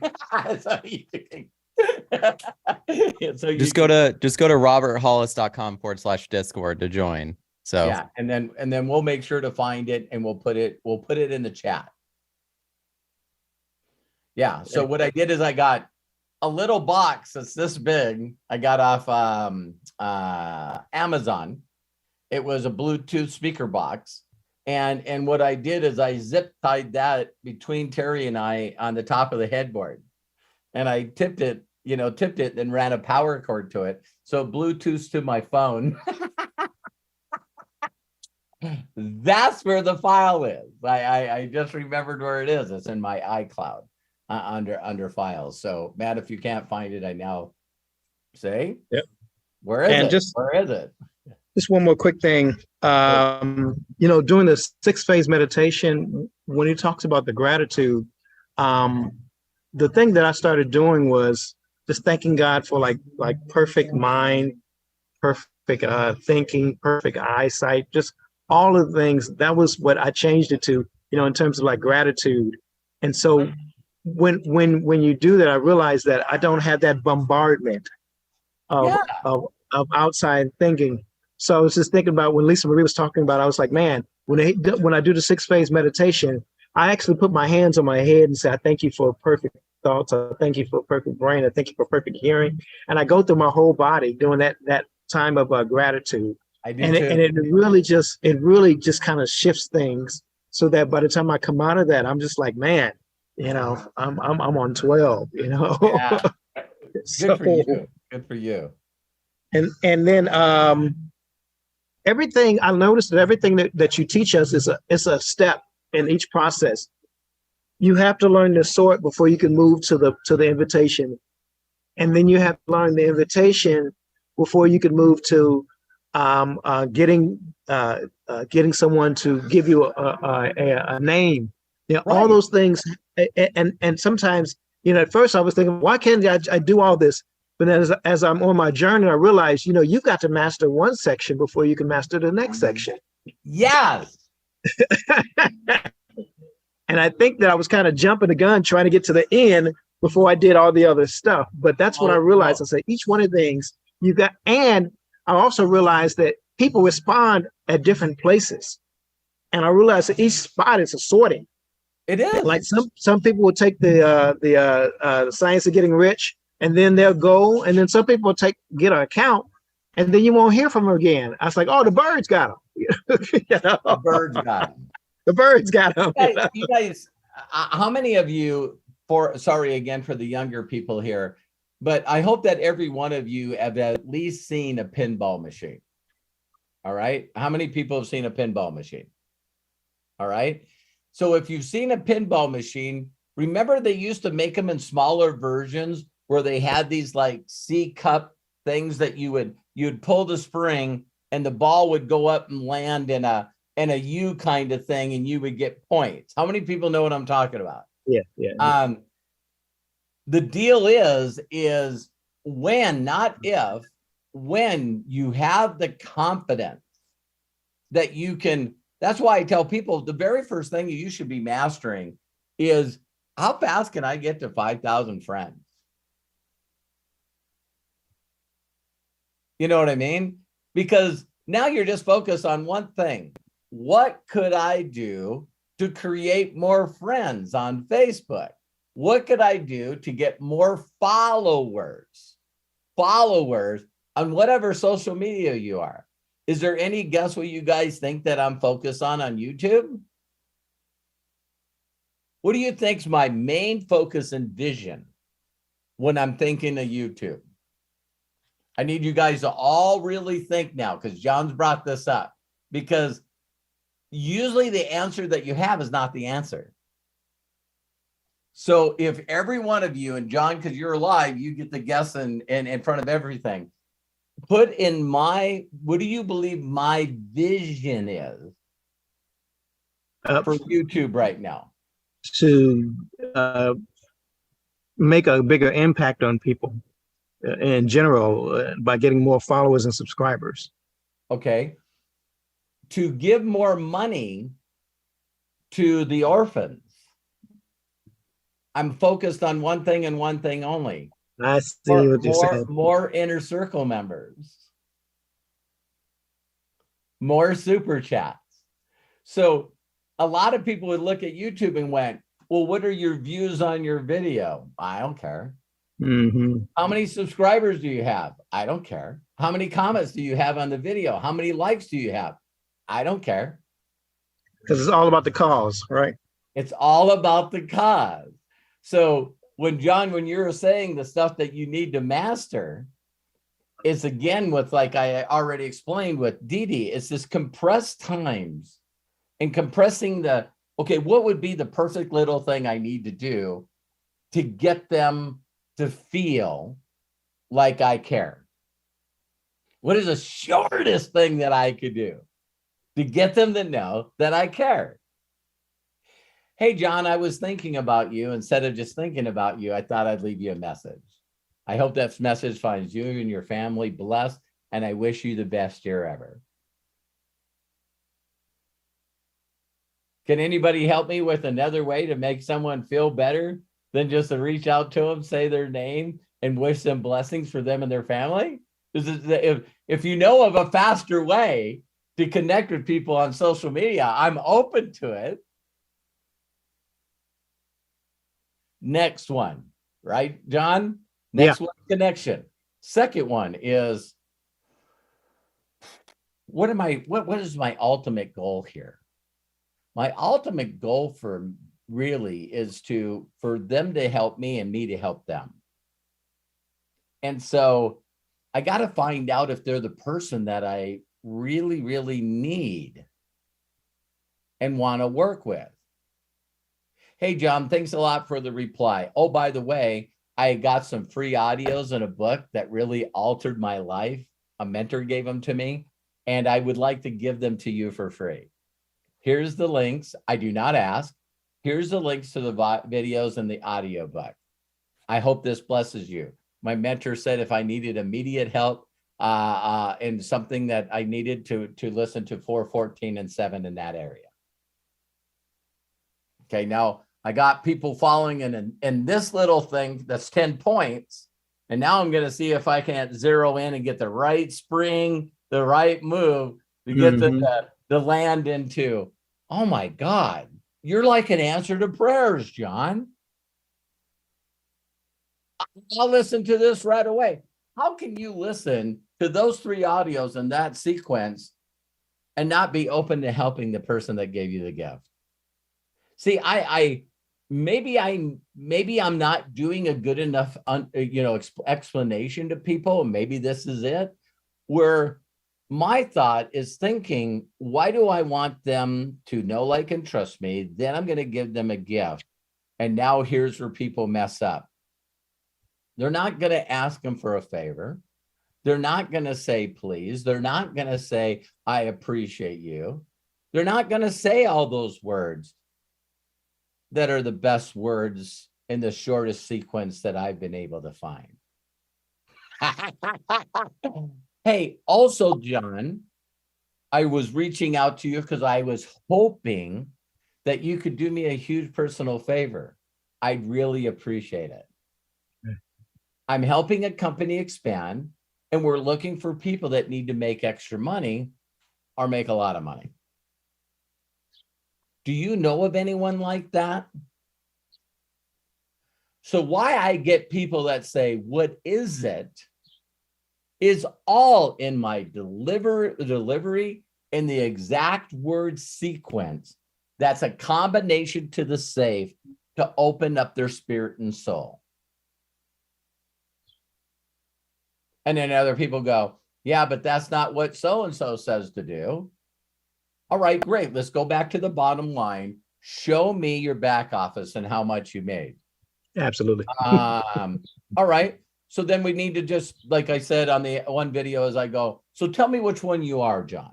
Are you the one that possesses the knowledge and the exact way to do this business and you just refuse to do it?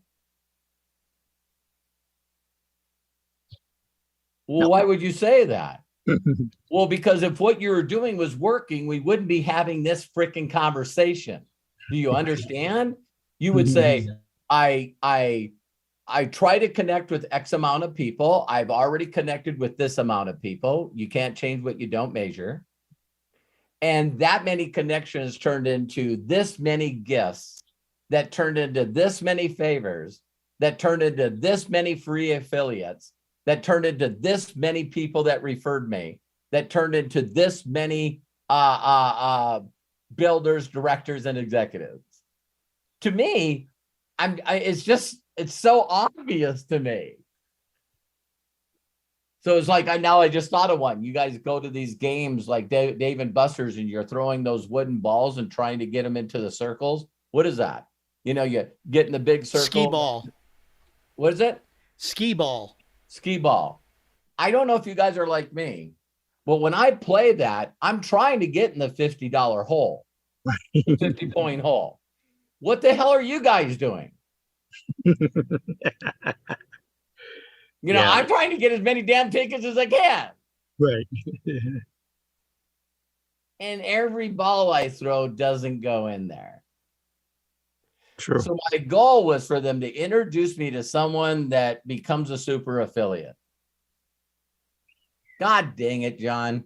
I throw the ball, it doesn't go into there, and they just end up being someone that didn't reply to my nice message. God dang it. I'm done throwing balls. Like Oh, throwing wow, that is so good. That is so Yeah, and good. now you guys know why I use those analogies. It's like, because when I was young in drag racing, it's like, do you guys really honestly think I won every race? If you guys know that industry at all, I love saying this phrase. You know how to build a small fortune in racing? Start out with a large one.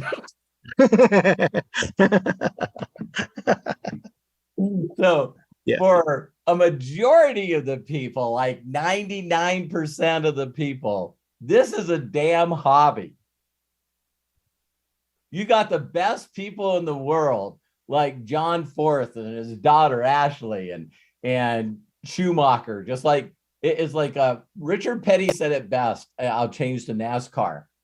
Is they asked Richard Petty who was the best driver. They did the GOAT thing with him. And do you know he didn't hesitate? He said Jimmy Johnson. And they're going, wait a minute. You got more wins than he does. Yeah, but I didn't have any competition. He goes, when we showed up at the track, we were the bomb, man. He said we had the best cars with the best sponsors with the most money. STP wanted to win. They're an oil treatment, and our cars got found illegal. He said, so whatever car we won the NASCAR race championship with that year, it was outlawed the next year. And he goes, we didn't break the rules, but we always built the best car. He goes, you get NASCAR today? And he says, every one of those guys, all 33 of them are winners. They are freaking winners, and any one of them can pull it off in any race. He goes, I've never raced in a NASCAR series where everyone was as good as me. Their equipment was the same. He goes, nowadays, all of them are in a car that can win. And he's going, if I had to race against this competition, there's no way. There's no way I would have got 200 wins. But Jimmy Johnson did it in that era. You put him, Kyle Larson, Kyle Busch, and anything that's got wheels and a motor, and they're going to win. So is that attitude, confidence? Because guess what all of them do every year? They have what is called DNFs. DNFs did not finish. They didn't even finish the race. Why? They got in a wreck. They miscalculated, hit the wall, messed up the rear end of the car. Maybe the mechanics messed up and a part broke or the motor broke. So no one wins every race. But yet we get in this and we want to win every connection that we have. It's like, I just know I'm going to get a win. And I'm not counting how many hours and how many people. I wish I could get that out of people's heads. You know what I mean? It's like, because they want to, well, how many people do I have to connect with? And how many hours do I got to do this? I now would say, because you guys have noticed I've changed a lot and focused on vision, right? Vision is the key word. And just like Arthur brought up, because I changed my vision in the way that I did the business, not wanting to be the deal, wanting the thing to be the deal, that I still hit the same position like I have 6 other times. I did it in a different way because my vision was different. Some of you probably heard that and went, wow. So before Corky was thinking about making an impact, I can guarantee you he didn't even know or even think about TikTok. His vision was impact. How can I do this? And because he said that, well, come on, how can I make a bigger impact? How can I impact more people's impact more people's lives and give them more joy? I got to figure out how. And his son comes to him and says, hey, have you seen TikTok? What the hell is TikTok? Let me show you, Dad. right? Dad, listen, just be you and I'll just film it and put it on TikTok. Can you just be you? Yeah, I can be me. There's nothing more miraculous than you being you and you reaching out to whatever you believe, asking how you can make a bigger impact. And God just goes, okay, you're ready. Here, bam, bam, bam, bam, bam. I totally believe that, totally 100% believe that Corky and I would have not reconnected in our life if he didn't want such a bigger impact. Thank you, Corky. He's just giving me a thumbs up. So it's like, you know, so he was in his mind going, oh, well, maybe I can make a bigger impact by maybe doing this and also doing this and also doing this. And then he meets me and I say, get rid of all that, focus right back to where you were. And bam, it blew up. So thank you, John. Yep. One last thing. Please. When can we watch Over Your Shoulder? Wow.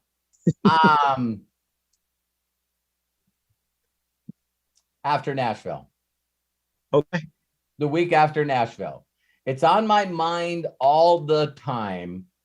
And I just got to do it. Okay.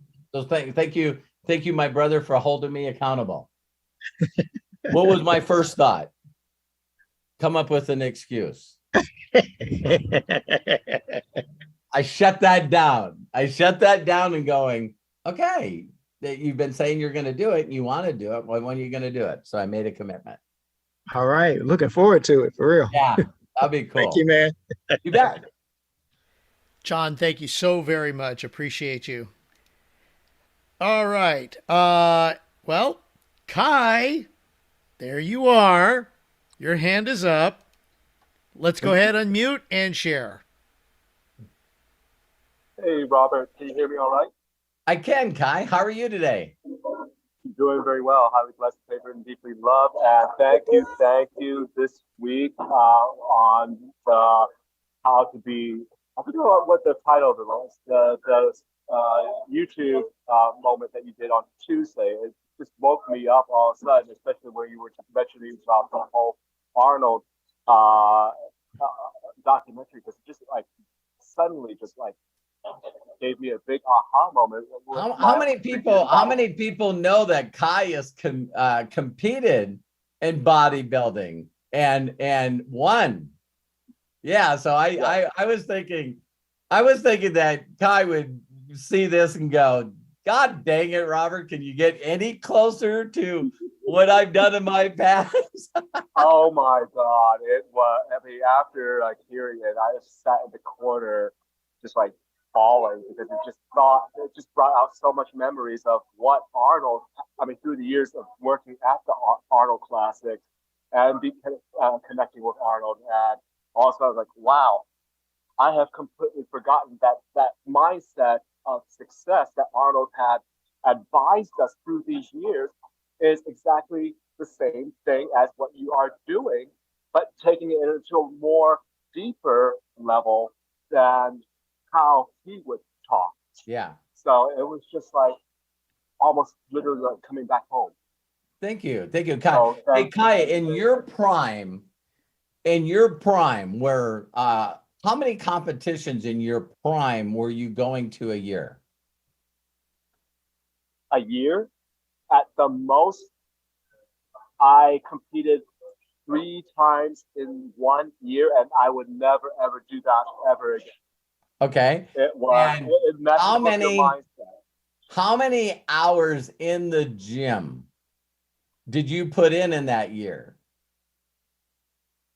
Did not count, didn't care. All I did was at the time, like, get it done. Now you guys are understanding when people say to me, well, how many hours do you do it? And how many people do you contact? Exactly. What are you talking about? Every waking minute, you know, it looked like people were in the gym, and they were in the gym for 2 reasons. One is it's obvious that they're working out, but the other one is hanging around people with the same damn vision. When you hang around, you know, like in Think and Grow Rich, you become who you hang around.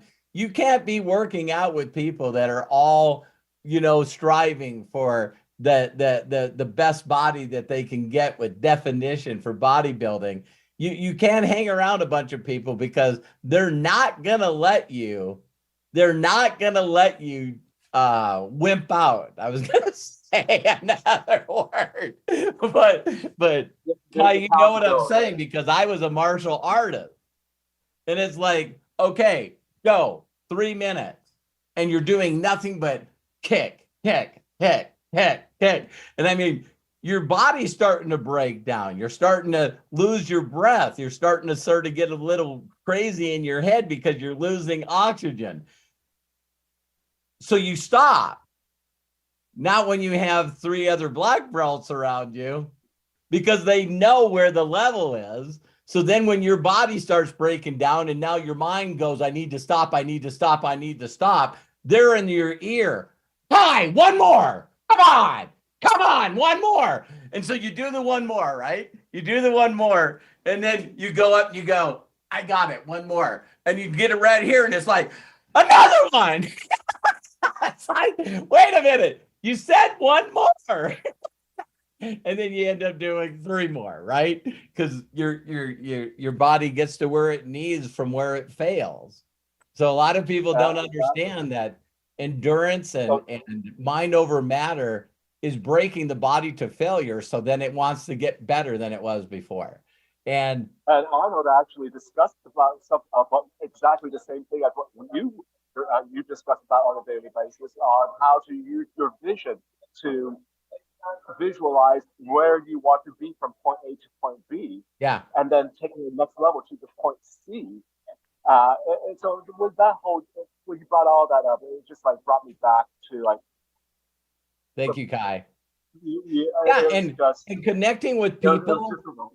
Yeah, thank you, Kai. I love you. I thought of you as soon as we started watching it. And so Kai, trying or attempting connections with people should be reps for you. It should just be reps for you. It just should be reps for you. So now you wouldn't call me up and go, Robert, you know what? I had a little difficulty on my 3rd rep when I was doing bench. What? Well, I didn't get to full extension. What the? Kai, what are you talking about? Do more reps. Like, what do you mean you had a difficulty on a rep? Are you, what? And see, that's the way I feel when people reach out to me and they go, well, I tried to connect with this asshole and he said all this stupid stuff. I'm like, what? See, I never thought about it till just now, Kai. Where your focus is where your focus goes. So your focus on not completing a workout, not competing to win the contest. Your vision should be out there. And when your vision's out there, you would never send me a message again telling me that someone reacted the wrong way. Because you'd immediately go, they're not part of the vision. The same people that called you up when you're going to contest and they go, Kai, what are you doing tonight? You go, working out. So you don't say frickin' nothing. I'm doing nothing. Not when you're building an empire. Kai, what are you doing this weekend? Building an empire. Oh, because me and a bunch of guys are going to get together. We're going to go clubbing. Nah, not me. See what I mean? It's like when you got a clear vision, people are not saying, hey, I'll do whatever. What do you got? What do you got planned this weekend? Can you imagine going to Arnold Schwarzenegger during any of those times and asking him, hey, you want to blow off a weekend? No. That's when I see we're bringing up another subject. We'll close on this, Kai. It's like when I get focused on building my empire and whatever I'm doing, you guys know that a lot of network marketers talk, right? It's like this industry used to have the joke, sorry, women, but it was like, you know, yeah, there's 3 forms of communication. There's telephone, tell a woman, and then tell someone in network marketing. because it's gonna go fast, right? And I've been told multiple times that there's been a bunch of group of high level players in this industry. There are people who go, what's Robert doing now? Don't call him unless you plan on being cross recruited. Just don't call him. Well, he's locked in, man. He is locked in, zeroed in on where he's going and what he's doing. So I used to get mad at some of these people at a joke, right?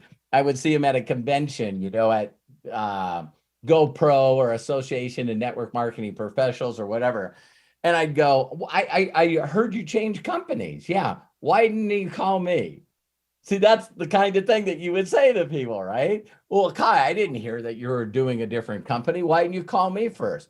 And I've said that to a couple of people and I don't anymore.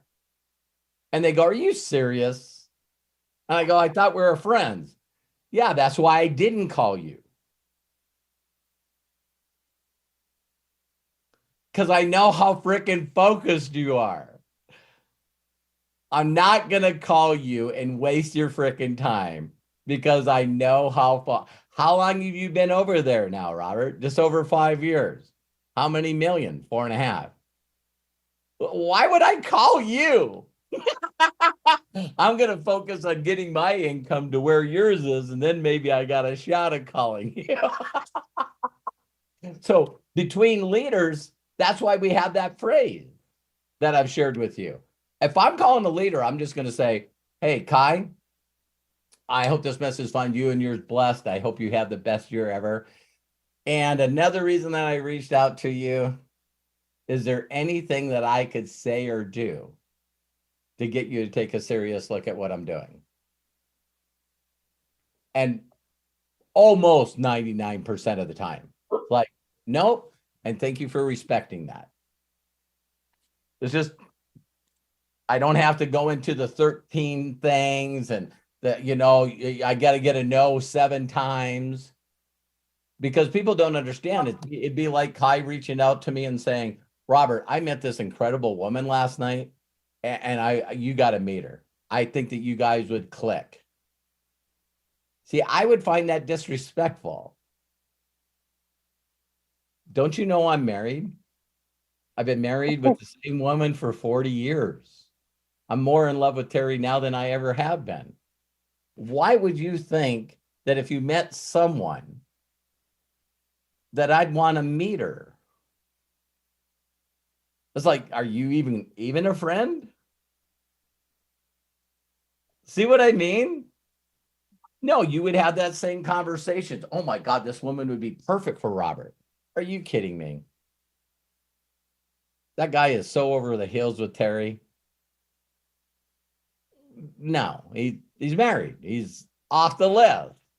Well, I'm also off the opportunity list most of the time. So, Kai, thank you for sharing that with me. I did think about you when I see that Arnold deal, and I was going, Kai's got to watch this, man. I almost had like a mental meltdown because it just brought me back to like moments of where I started in the bodybuilding world, but having to like just don't even count, don't even just go, do it, get it done. Yeah. Breathe it through until showtime comes. Then the whole visualization. I mean, I talked with Arnold like 12 times in my life. He always teaches visualize what you want in the next 3 years in whatever you're doing. I've always seen him angry once in my life.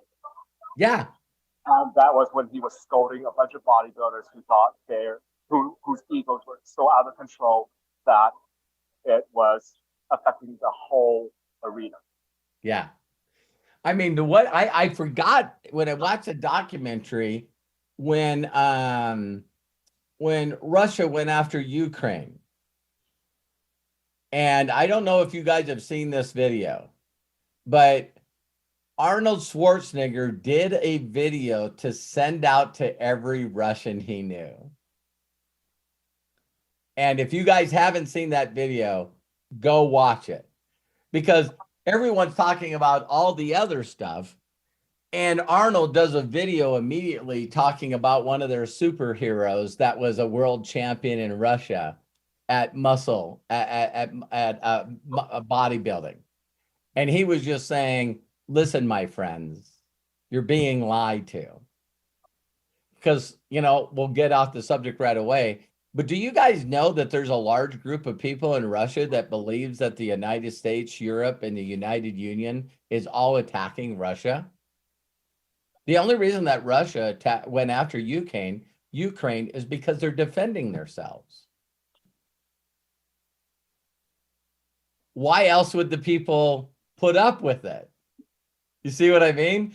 So Arnold Schwarzenegger did a video directly going after Putin just for the Russian people to hear that, listen, you're being lied to. And I watched him and I went, this guy's got bowling balls. He's very, very straightforward. He will say, Arnold does not fluff things up. He'll tell you the most honest, straightforward way. Even I've always seen him angry once in my life, and he had every right to. But even when things were getting a little dicey for him at a personal level, he even took it just breezed it off and said, listen, this is not thing. This is just a phase in life that just needs to happen. So, so when you brought all that, it's just like, wow, I need to get back to basics. Yeah, you're a champion. You already know you're a champion.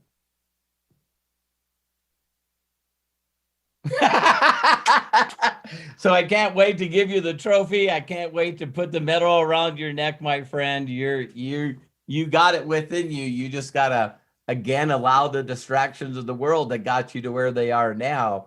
They got to be eliminated. They gotta be. Yep. I love you. Thank you for coming on, Kai, and sharing that with me. You bet. Okay, Craig, let's close her out, man. Yeah, wow. I hope everybody got so much out of this. This is what's so great about the Ask Me Anythings. And just to let you guys know, I did post the link to the Arnold Schwarzenegger chat, or in the chat. And then also, Robert, you reminded me with that conversation with Kai, and Kai, thank you for bringing it up, about going that extra little bit, the next step, the facing the giants, the death crawl scene. Oh, yeah. I mean, it is just like, keep going. I don't want to give it away. That's all I'm going to say about it. If you have never seen it, the link is in both chats, in the Zoom chat and in the YouTube chat. And speaking of which, if you want to save the YouTube chat, you don't need to worry about it. It's there. It will recycle after a little while and come back if you want it right away. Just give it a little bit of time, but it will be there. If you want to save the chat that's in Zoom, and all of the information that we could share in both on YouTube is also in the chat, please save it from Zoom. Very simple. Just go to the three dots in the chat on Zoom, click on Save Chat after you click on the three dots, and it will download as soon as we are done with this video. I got to give it out to several people who participated today, whether directly or indirectly: Bill Shoemaker, Arthur Wainyo, Lisa Marie Cook, Eric Markham, Faith Castew, John Tier, Dee Dee Aston, Kai Au. Bless you all. Thank you so much for bringing so much to our AMAs, Ask Me Anything with Robert Hollis. Thank you for taking time out of your busy schedule to join us. We really appreciate it. And if you want to join us, make sure that you hit the subscribe button and then click the bell so you receive notices every single time that we do videos or we're doing something live, except for the breakthrough sessions. There you have to be a part of the inner circle. And that is very easy to do by going to roberthollis.com/join or clicking on the join button down below if you're watching on YouTube. It's right there, and you can become part of the inner circle. We've got so many great plans coming up to help with the inner circle, help it grow, help you grow. And that's the whole point, as Robert has shared during this Ask Me Anything, helping each one of you, each one of us grow, become better, or excuse me, wrong word, become gooder and gooder, so that if we get 1% gooder every day, by the end of the year, we are 365% gooder than a year ago. So that's what this is all about. We love you, and we do appreciate the fact that you're here. And finally, I got to give it out to Matt Hollis. Matthew, bless you. Thank you for all your contributions. Thank you for being our foundation. You are the guy behind the scenes that gets this whole thing going. Love you and appreciate you, man. Thank you so very, very much. So until next time, everyone, please be good to yourselves. Be cash. Bye-bye. I'm going to go ahead and ask everyone to unmute as we say so long until next time. See you Bye, later. guys. Thank you so much. Thank you, Robert, Craig, Matthew, Corky, Corky, Awesome. you and Nashville, Dee, Mary, guys, Asheville. Thank you. thanks, Thank you. Mike. Thank Melody. you. Tennessee. In Tennessee. Yay. Matt, Bless you Melody, all. John, Randy. And then we got iPhone again. Hi, iPhone. He's going, I'm going to figure out how to. Hey, Robert, have a great weekend. Hey, thank you. Thank you so much. Thank you, That was Diane. Mike Later. Fielder. Bye. Thanks, And- Daniel. Billy, Pam. Love you And guys. as Melody, Take care. and as Melody says, make it an amazing weekend and happy Father's Day. Thank you. Happy Father's Day to all fathers.